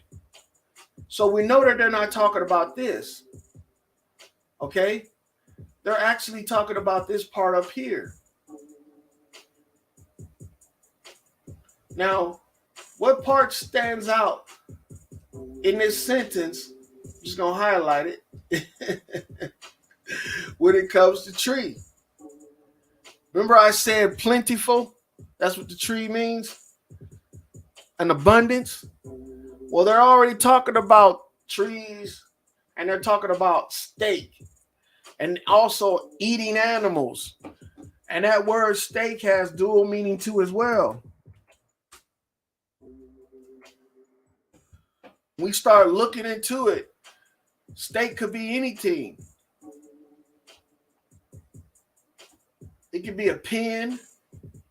It could be like a pole in the ground. But my thing, what I got from it was a pin. All right. And this fruit is, it's like we're enjoying these animals that we have in this enclosure. That's what that's what I'm getting from fruit trees. Because in fruit tree, there's a word called steak. You see how this kind of like opens up and you have options to actually contemplate the word.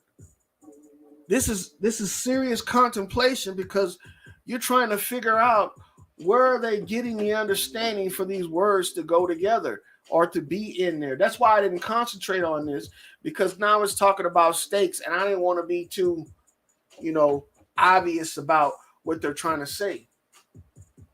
But that's exactly what they're trying to say right there. Let me move this over.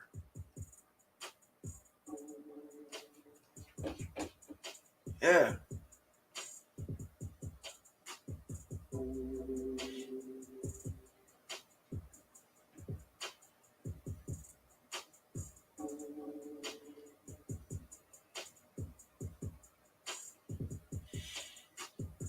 Yeah. It has many reasons. The word steak has many. Let me show you guys what I'm talking about.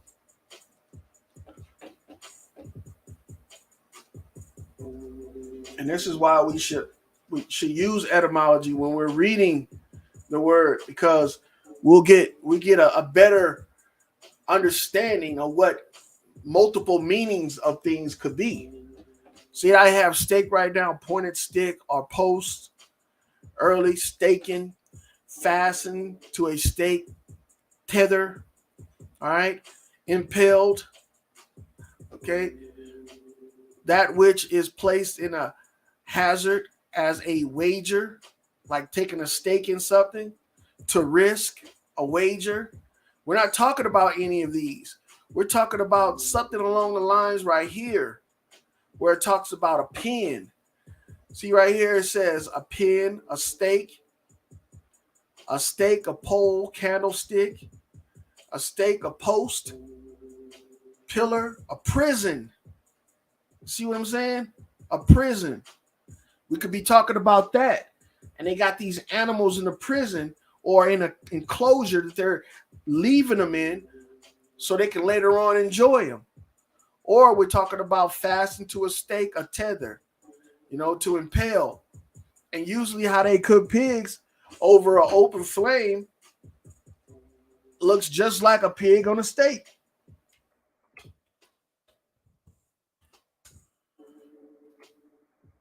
Yep, looks just like a pig on a stake.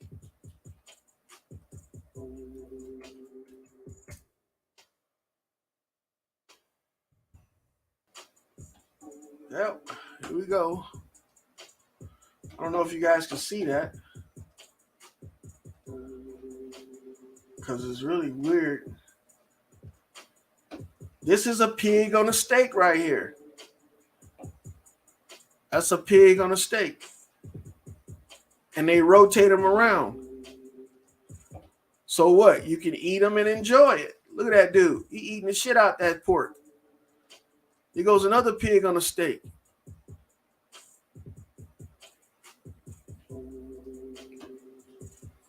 So I hope I'm not in the wrong direction with this. But it doesn't seem like it. And I don't believe in coincidences.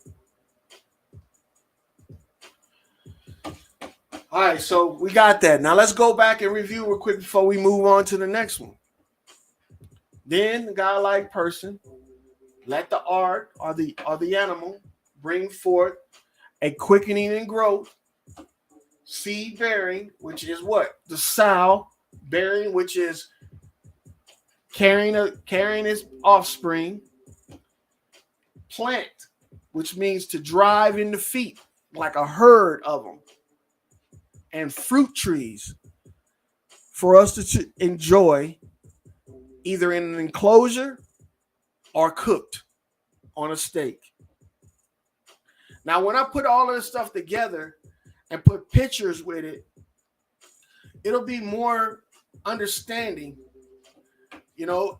But with etymology, you can go through. That's why all of the definitions or all of the meanings, I'm putting them on each page so people can go through and decipher which precept they're willing to accept to describe this entire scripture. And that's what you need. If people are waiting for the Holy Spirit or the Holy Ghost to give them insight, well, acts without works is useless, right? Ain't that how it goes? Or works without acts, or prayers without works. Either way, this is the act or the works that you can utilize in order to bring substance to the word. Because just reading it flat out like this is not the meaning. If reading it flat out like this was the meaning of creation, then damn, we would have got it a long time ago. But you still have people deciphering the creation story, Genesis, in totally different ways. With this way right here, you only have certain boundaries in which you can explore the word because it's written in words. And these are the written words. Now, you can choose from God-like person, supreme being, deity, the Christian God, image of God, but you have a foundation, a base on which you can work from. And if you're trying to get meaning from all of this by just saying vegetation, seed-bearing plants and trees, because that's not how people talk on a daily basis. So it has to have some type of meaning. This is a cipher that needs to be deciphered. And if you're not trying to decipher it, you're not really reading the word. And I'm sorry I have to say that. I understand, Ronnie. Salutes, brother.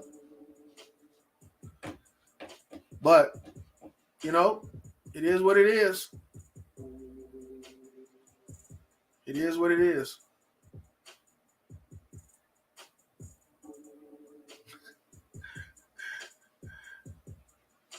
I understand it. And that's why I said at the beginning, I'm going to have people that disagree with me. But the word is the word. Either under my precept or under yours. It doesn't matter. The word is still there. So it's all about how you are defining these precepts.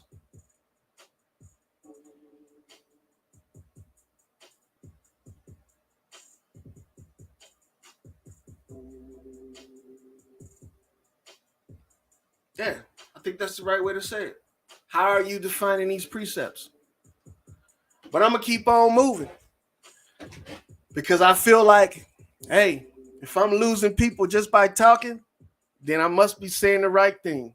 So, by all means, let's keep on moving. Salutes to you, Salt. Salutes to you, Ronnie. I hope y'all have a good one. So, like I said, we're enjoying this stuff, and it's based off of the words that are actually given to us. And we're supposed to use our ability to figure out what this is. And if we don't know the meaning of the words, how we're going to figure out. That's why I'm utilizing etymology. This is new to a lot of people. A lot of people don't use etymology. A lot of people, when they read the Bible, they don't have the dictionary there for reference.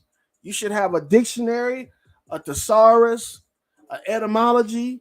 You should have everything at your disposal. So anytime you run into a snag, you don't have to go off of somebody else's interpretation.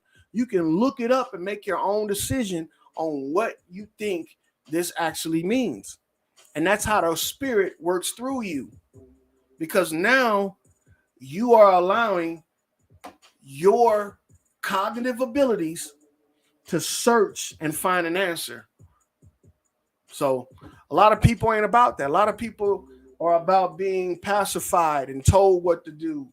And they have to believe regardless of what in a certain way are detrimental to their beliefs, and they're going to be punished and stuff like that.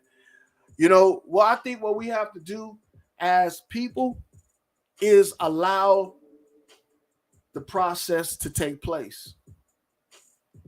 And you don't have to agree with it, but in all cases, you can learn something from it. But it's not going to work like that for everybody, because if we haven't noticed, people are they're under somebody's control, mind control, physical control, spiritual control. They're all under this premise that they have to follow something or somebody, that they can't get the answers on their own, that if it's taught to them a certain way, that's the way it is, knowing that man corrupts things. But if it's already written and we know where they're getting their information and their sources from, why do we have to go through them in order to figure out what the truth is? Shouldn't we be able to just go past the middleman and go straight to the source so we can start dissecting this stuff ourselves? We don't have to learn from preachers. But that's the whole mindset we're under. And it's a shame that there's a lot of our elderly people that are fixated on old traditions that were obviously not good for us. They weren't the truth. They're not the truth. I mean, you got people in churches, worshiping with snakes. Christian churches worshiping with snakes. You got people in churches that are welcoming in demons, pacifying, illnesses, doing all kind of stuff contrary to what the word's supposed to be. But as long as they get a consensus of people saying, okay, yeah, that's okay, we could do that, they're all right with it. Well, I'm going to take another approach, and I'm just going to go through and I'm going to use etymology to decipher all this stuff. And if people don't like it, go somewhere else. That's how it works. And if you think that, this is too much for you, by all means, you have your options. I have mine. So now we just finished 11. Let's go on to 12. And I'm going to cut this video. I'm going to go all the way up until 14. And then I'm going to end this video, and I'm going to pick it up on another one, because there's a lot of information and I can't just put all of it out there. But at the end, I'm going to do I'm going to show you guys a combination of the definitions or the precepts and the scriptures, so you can see where I got my meaning from. And to some people, it's going to sound like gibberish, but that's how all things sound when you're not accustomed to it. So here we go. So right now we're at verse 12.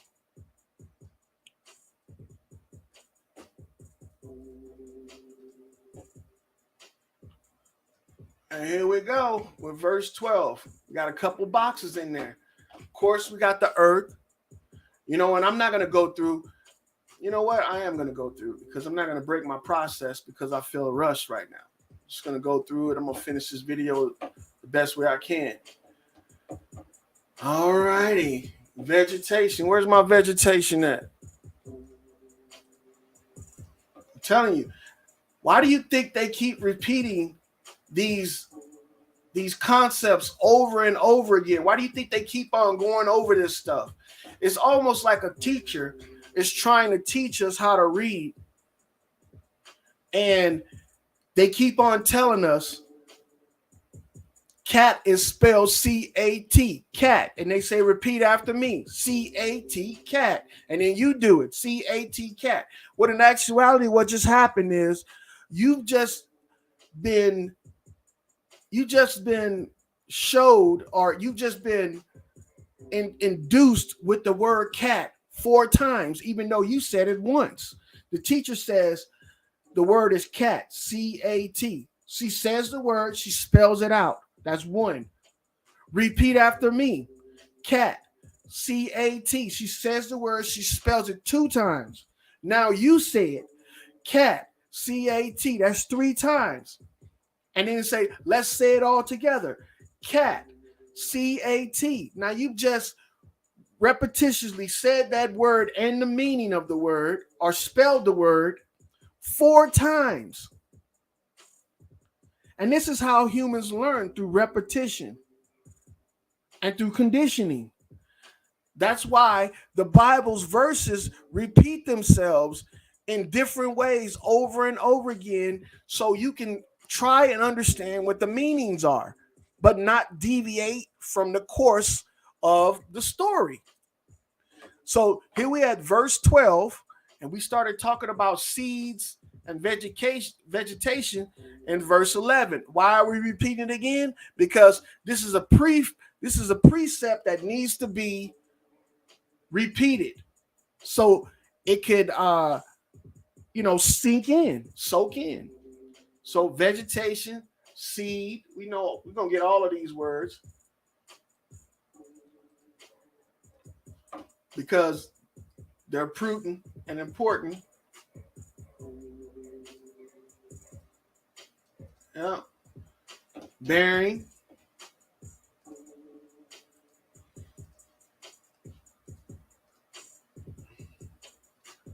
And see, this ties into everything we're doing today. Believe it or not, this entire story that I just broke down from verse 1 to 12, it's the same shit they're doing today. A godlike person, a church father, a doctor, a scientist. They're creating this stuff. They're doing this stuff on a daily basis. If you can't even decipher it in the religious text that they're doing this shit, how you gonna sit up there and say the Bible is prophecy, but don't see what they're doing in the book in real life? How you gonna say that? It doesn't make any sense to me. But when you have people that close themselves out, let me see. Salt said, do I meditate? Yes, I do meditate. But just like everything, I try to find the meaning behind what it is. So meditating to me is not sitting in a dark room or sitting in a room with my fingers touching each other and in Indian style, chanting or doing some type of hymn or something like that. No, it's relaxing and allowing my body to regenerate. It's sleep. And I do that multiple times. And I found the more I practice, you know what, I'm getting off track. But yes, I do. I do meditate. So let's go to the other ones. Plant. And believe it or not, I put a lot of thought and into this stuff that I'm doing. I just don't do it on a whim, because just like my buddy Ronnie said, he can't take this no more. I'm not trying to offend anybody, but I know this is important because maybe I'm not explaining it the right way, or you're not susceptible to hearing me say it like this. So it's in conflict with what your teachings are, but it's already been said. It's already out there. Ronnie left prematurely, but he still got it. He still got it. He just don't like it. He just don't like it. So let's get the other. We got plant and we got bearing fruit.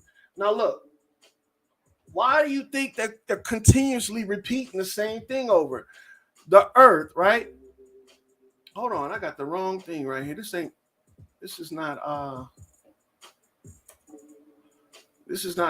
God, this is the earth. Let me get my earth back in here.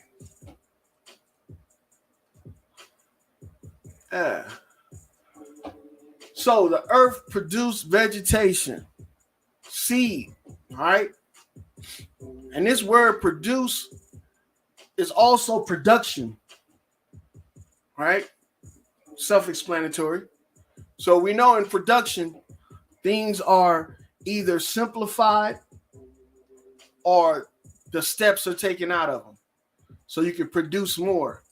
So the earth, which is the ard, produced vegetation, which we know is a quickening action of growing. So this is the production process right here. All right.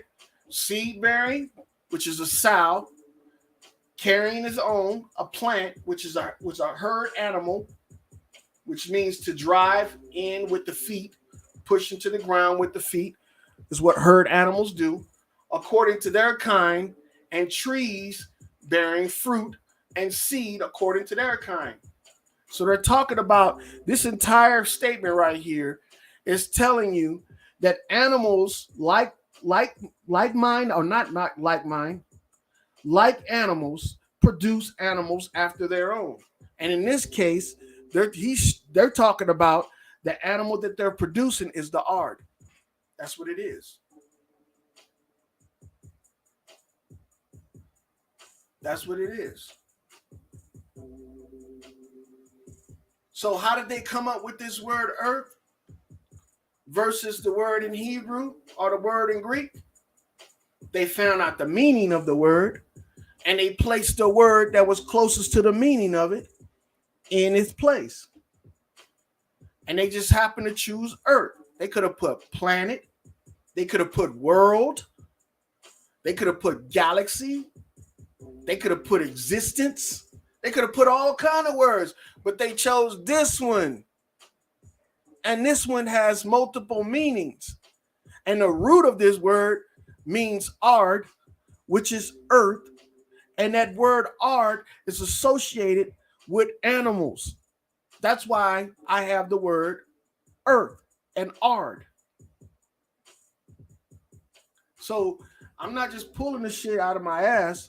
I'm actually trying to show people that this is not what they think it is. We thinking this is a spiritual book when it's turning out that this is turning into a what? A medical book. This is turning into a science book. Why do you think science is trying to envelop religion into it? And I'm not either one. I'm not a scientist or a religious zealot. I don't believe in the God of the Bible. I believe in the creator of all things, natural law.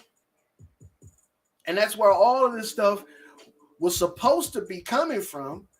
But in some way, we didn't turn the book, which is supposed to be utilized for our well-being and for our progression, we've turned it into a religious book that we condemn other people when we utilize it, when we're supposed to be using it to see how things were created and how things are supposed to be maintained and how you're supposed to protect yourself from all of these things that are introduced to us.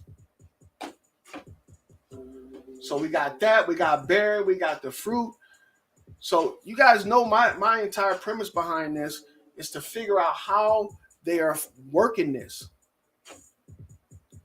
So we finished up with verse 12, which is the ard, the animal, and its production, which is a quickening or an action of growing. A sow bearing its own fruit or bearing its own offspring in a herd, and we're talking about fruit and bearings.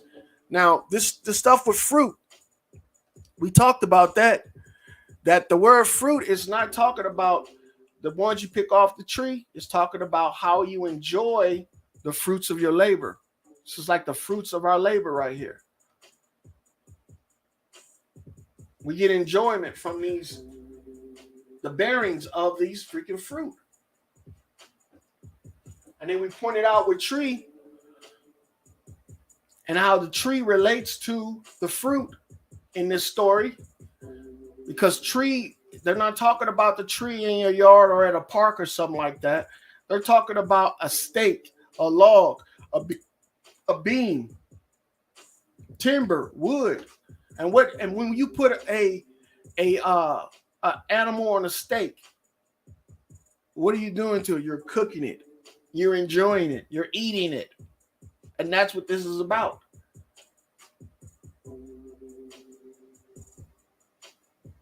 That's what this is about. So let's move on to verse 13, which doesn't have much.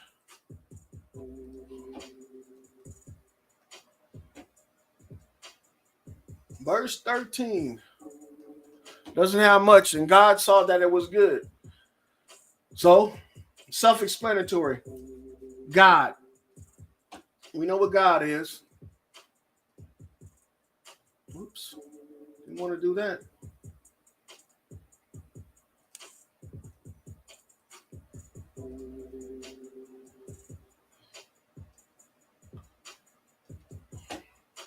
There we go. There's nothing else in this because all of these words, when I looked at them, even morning and evening have the same significance as day and night. And we know what day and night, what I said it meant based off of the precepts that I was given in etymology. Day is a definite time of existence, which is reality, and darkness, which is night, is ignorance and concealment. So when we look at that, there was evening and there was morning. What they're saying is, in this, evening represents what? Night, and morning represents day. If evening represents night, that means evening, it says, and there was ignorance and there was truth. There was fiction and there was reality. That's what these statements at the end right here. And there was evening and all that stuff, and it was good. Even the word good has an alternative meaning. We can go into that, but it's really not necessary. So let's move on to 14 so I can wrap this up. And then I can give my little spiel at the end. Because 14 is the longest one, I think. Because I got to go and do the rest of my work here. So as you can see, we have all of the words. Now, why on the fourth day? We're not even to the seventh day, but the fourth day is going through a recap. And remember, I was talking about teacher, signs to mark, or signs to comma mark, the seasons and the days and years. The reason why I got all of these highlighted is because in etymology, they have different precepts. So right off the bat, the first one, God. Put that in there. Then lights, the precept of that, to reveal. All right, the expanse. We know the precept of that, the expanse. Let me get it. Okay. Hold on.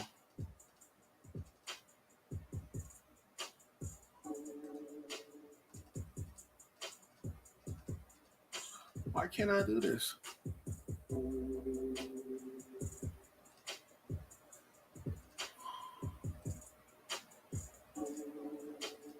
All right, let's do it. Come on now. I couldn't grab it. It wouldn't let me grab it. We know the expanse, right?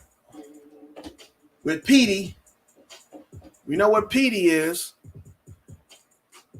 Mr. PD.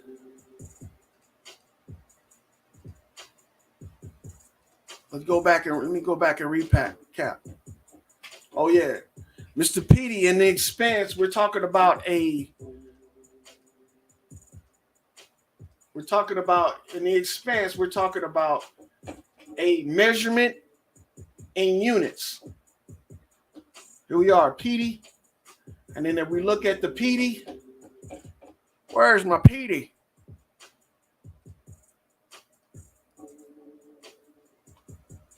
All right. We know this talking about a fathom, and a fathom in the Greek in the Latin language means about 5 feet. Let me show you guys what again that, because all of this is about repetition. Because we think that this entire story is about creating the entire world. It's not. It's not about creating the entire world. This is about creating enclosure for a certain group of animals. That's what this is about. So that's for the expanse right there, a fathom.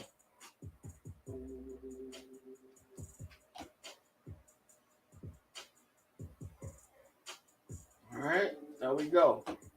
And then we know sky, that the sky is actually another form of enclosure.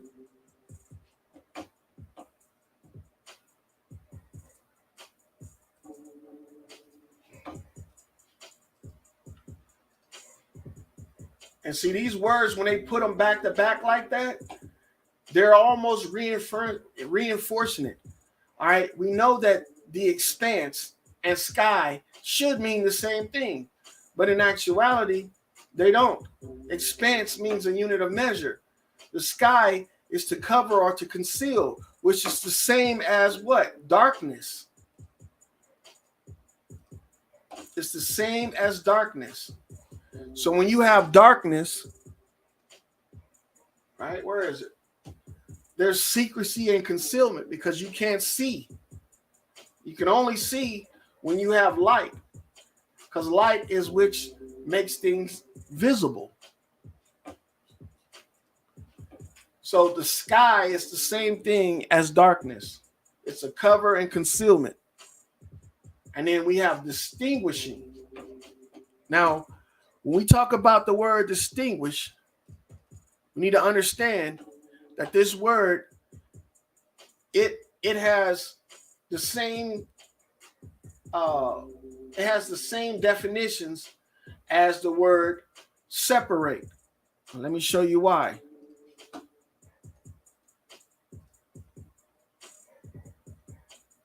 See, with distinguish, it says recognize a difference or distinction from what is, I don't think that's contagious or similar.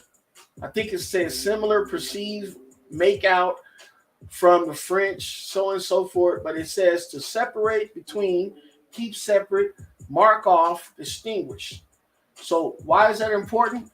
Because it's telling you to keep separate between the day and the night, between the truth and the ignorance.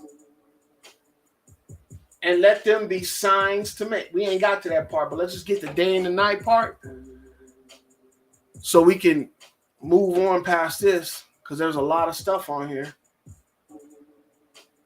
All right, we know that definite existence means reality, which is the truth.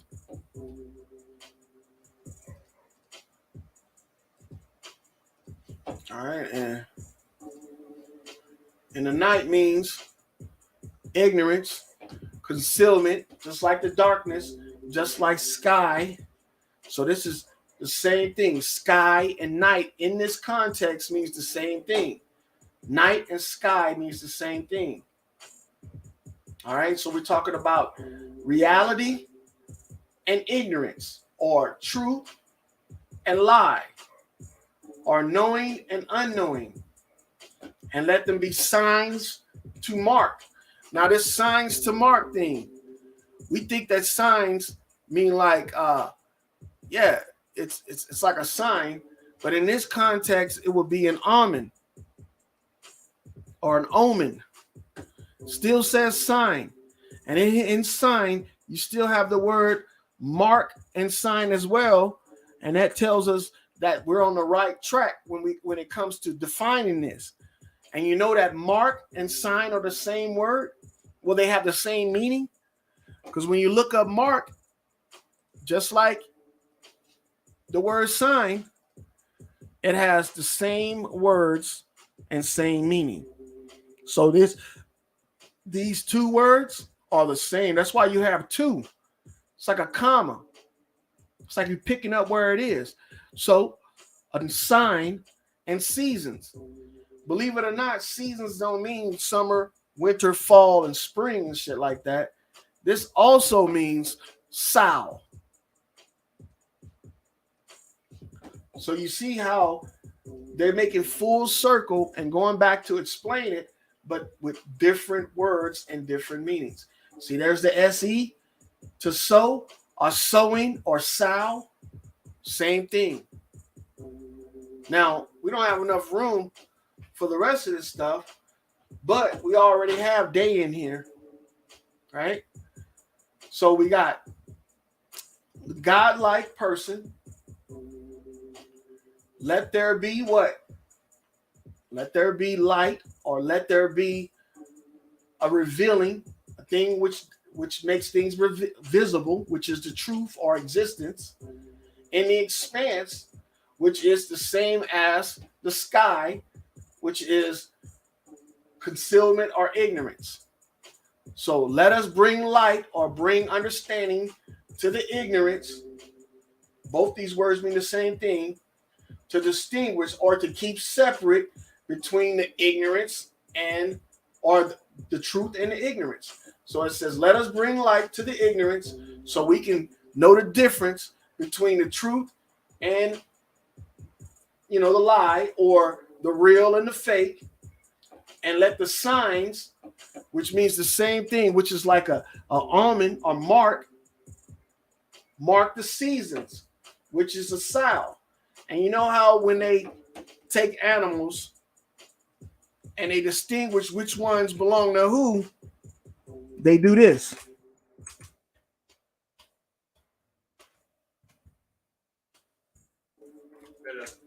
Hey, buddy. Good?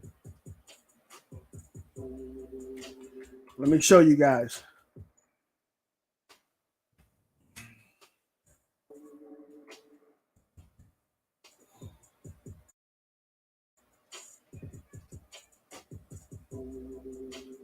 Let me show you guys real quick, because this is something that we need to realize. In order to know exactly what's yours, you got to have an identifier. And that mark is what they're putting on these animals. The mark.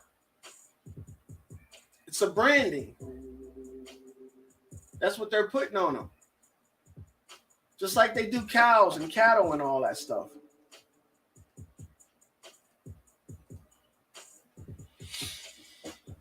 So that mark, the sign, it's the same as the sign itself. And seasons is the sow. And the ignorance and the years. Now the years right here has a totally different way of being understood. Because we think years means a time frame. But in this context, it means, let me get it.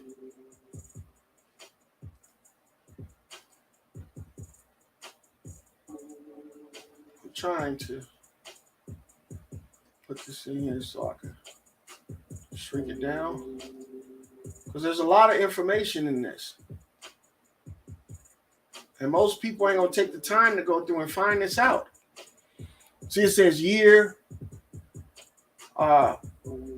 It's talking about nothing but years. Year, season, any part of a year. We're not talking about seasons, even though it says season. We're not talking about that. We're talking about an animal. And I think the animal that they're talking about, they're using in times of a famine. Literally, bad year. So since we've gotten all of that, let's go ahead and get all of this stuff together, because I'm about to end this video. We've been going two hours and 40 minutes now.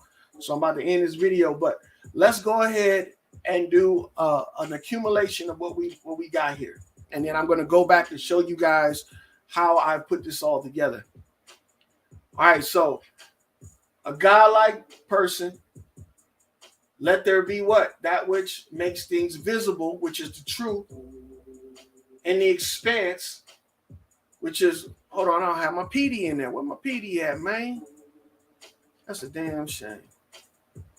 I thought for sure I put that in there. Because we can't forget that. Because PD is the root word for, damn, we can't even fit it in there. Shit. All right. The root word for expanse is PD, right here, to spread. But that's not the only meaning for PD. PD is the root word for fathom. And fathom means, a distance of about 5 feet. That's what fathom means, a distance of about 5 feet. So a godlike person shed the light on ignorance and on the area that these animals were in, the enclosure, and distinguish between them, which is to keep and separate them between the good and the bad, or the truth and the fake, or ignorance and knowing, and let signs, right here, a sign, and a mark is the same thing as a sign, the seasons, which is the sow. And we know that the day means what? It means the truth, or a definite time of existence, which is reality. All right, so, and let the sign mark the pigs in a definite time of the year during famines. Now that I got that out the way, even though I stumbled over all of that stuff, let me show you exactly how I've been able to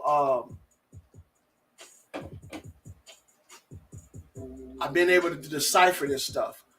Now I'm gonna go back and we're gonna recap everything we did all the way up to 14, and I got all the verses and all the meanings in this right up under it, so you guys can see exactly how I've been doing this.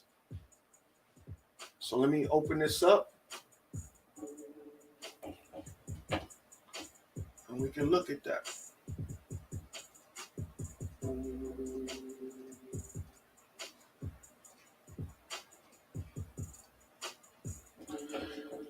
All right. All right, let's look at it. Here goes verse 1. In the beginning, a godlike person, a church father, created the heavens and earth. This right here, heavens, is like an enclosure, and the earth is the animals that were in it. Now the earth, which is the animals, was formless, void, and darkness. Was formless or beautyless, with absolute no space or no thought process, and they were concealed in secrecy, and was over the face of the deep, that which is the great depth, which is the great thought of it. And the Spirit of God, which is like the person's breath of the godlike person, was hovering over the surface of the water.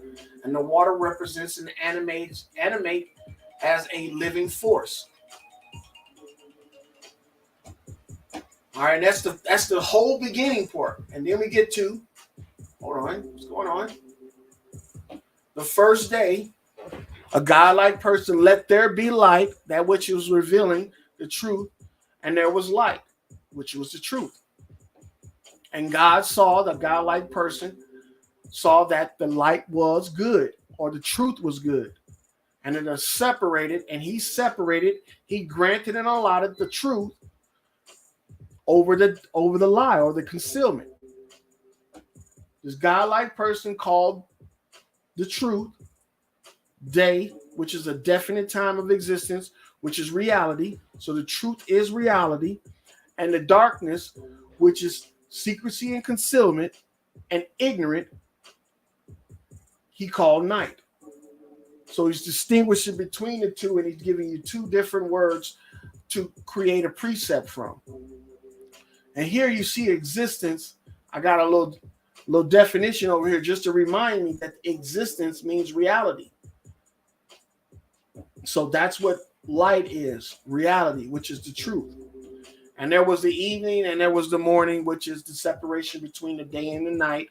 So now you have the evening, which is ignorance, which is night, or concealment and lie.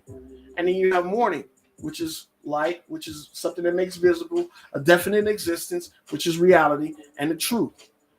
The second day, the godlike church person or godlike father, let there be an expanse to spread out the actual creation, which is PD, which I told you guys about the earlier, which describes the confinement between the waters, animated living force, which is the herd or the animals, the confinement between them to separate the animals from the animals.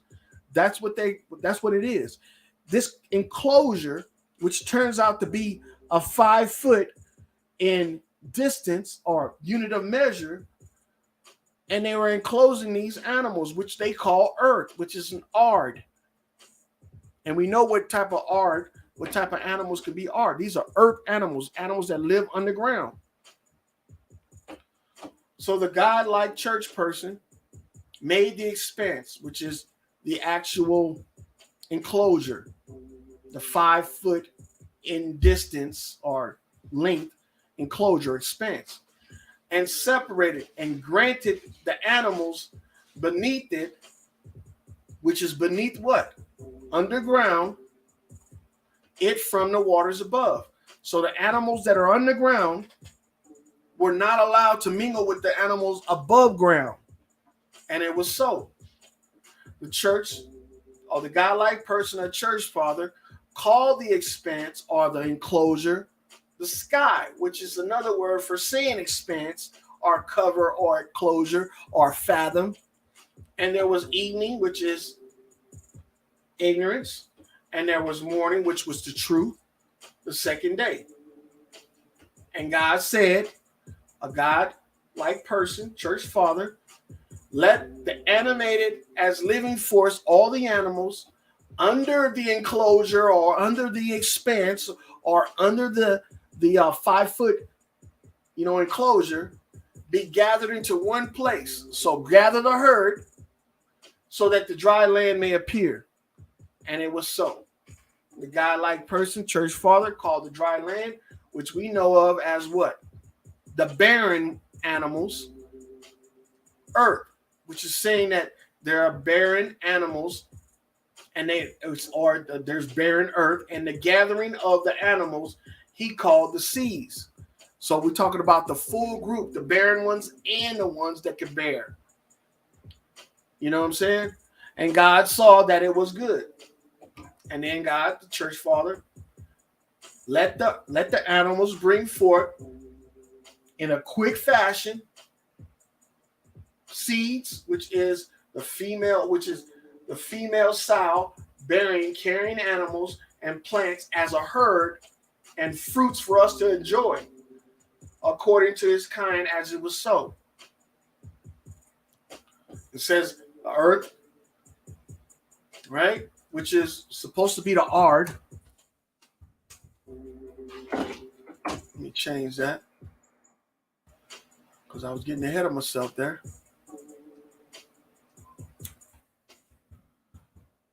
Okay.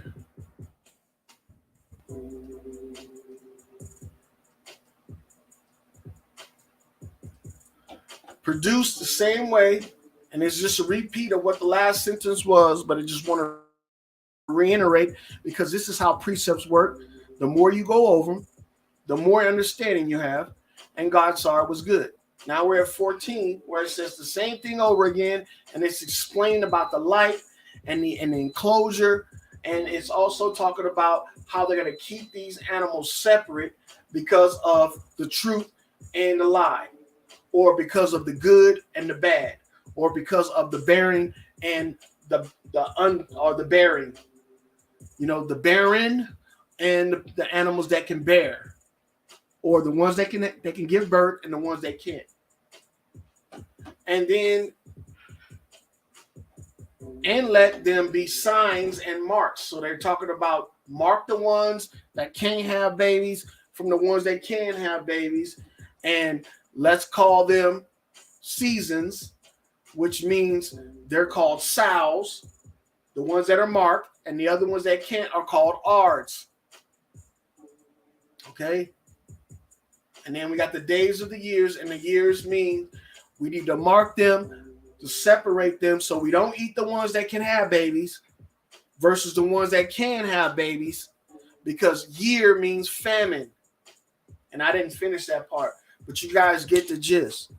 Now, look, this is not going to resonate with everybody, but I'm telling you right now, there's something different about when you start breaking this stuff down, the understanding you get from these scriptures once you start utilizing etymology. If you don't want to utilize etymology and you just good with the story that they gave you and you willing to accept that and move on, by all means do that. But if you are looking for answers in the scriptures, I advise you use etymology because it'll help you. It'll give you a broader scope of understanding. And that's what I'm utilizing. People aren't going to be susceptible to this. So I know it's going to be hard for some people to try to grasp it, but this is how it is. We all adults. We all choose our paths, and if yours is different from mine, peace. I'll let you later, and I'll keep on moving. Later on, when you figure it out or want to, fellowship about this shit, you might have an opportunity or you might not. Depends on how I feel I'm susceptible to it. But everybody should be doing this. This is a good tool for everybody to use, and it takes the spookism out of a lot of this religion, and it gives us the ability to understand our environment and our goal and our mission. And also, it gives us an idea of what's actually going on to this date that has been prophesied to us for years.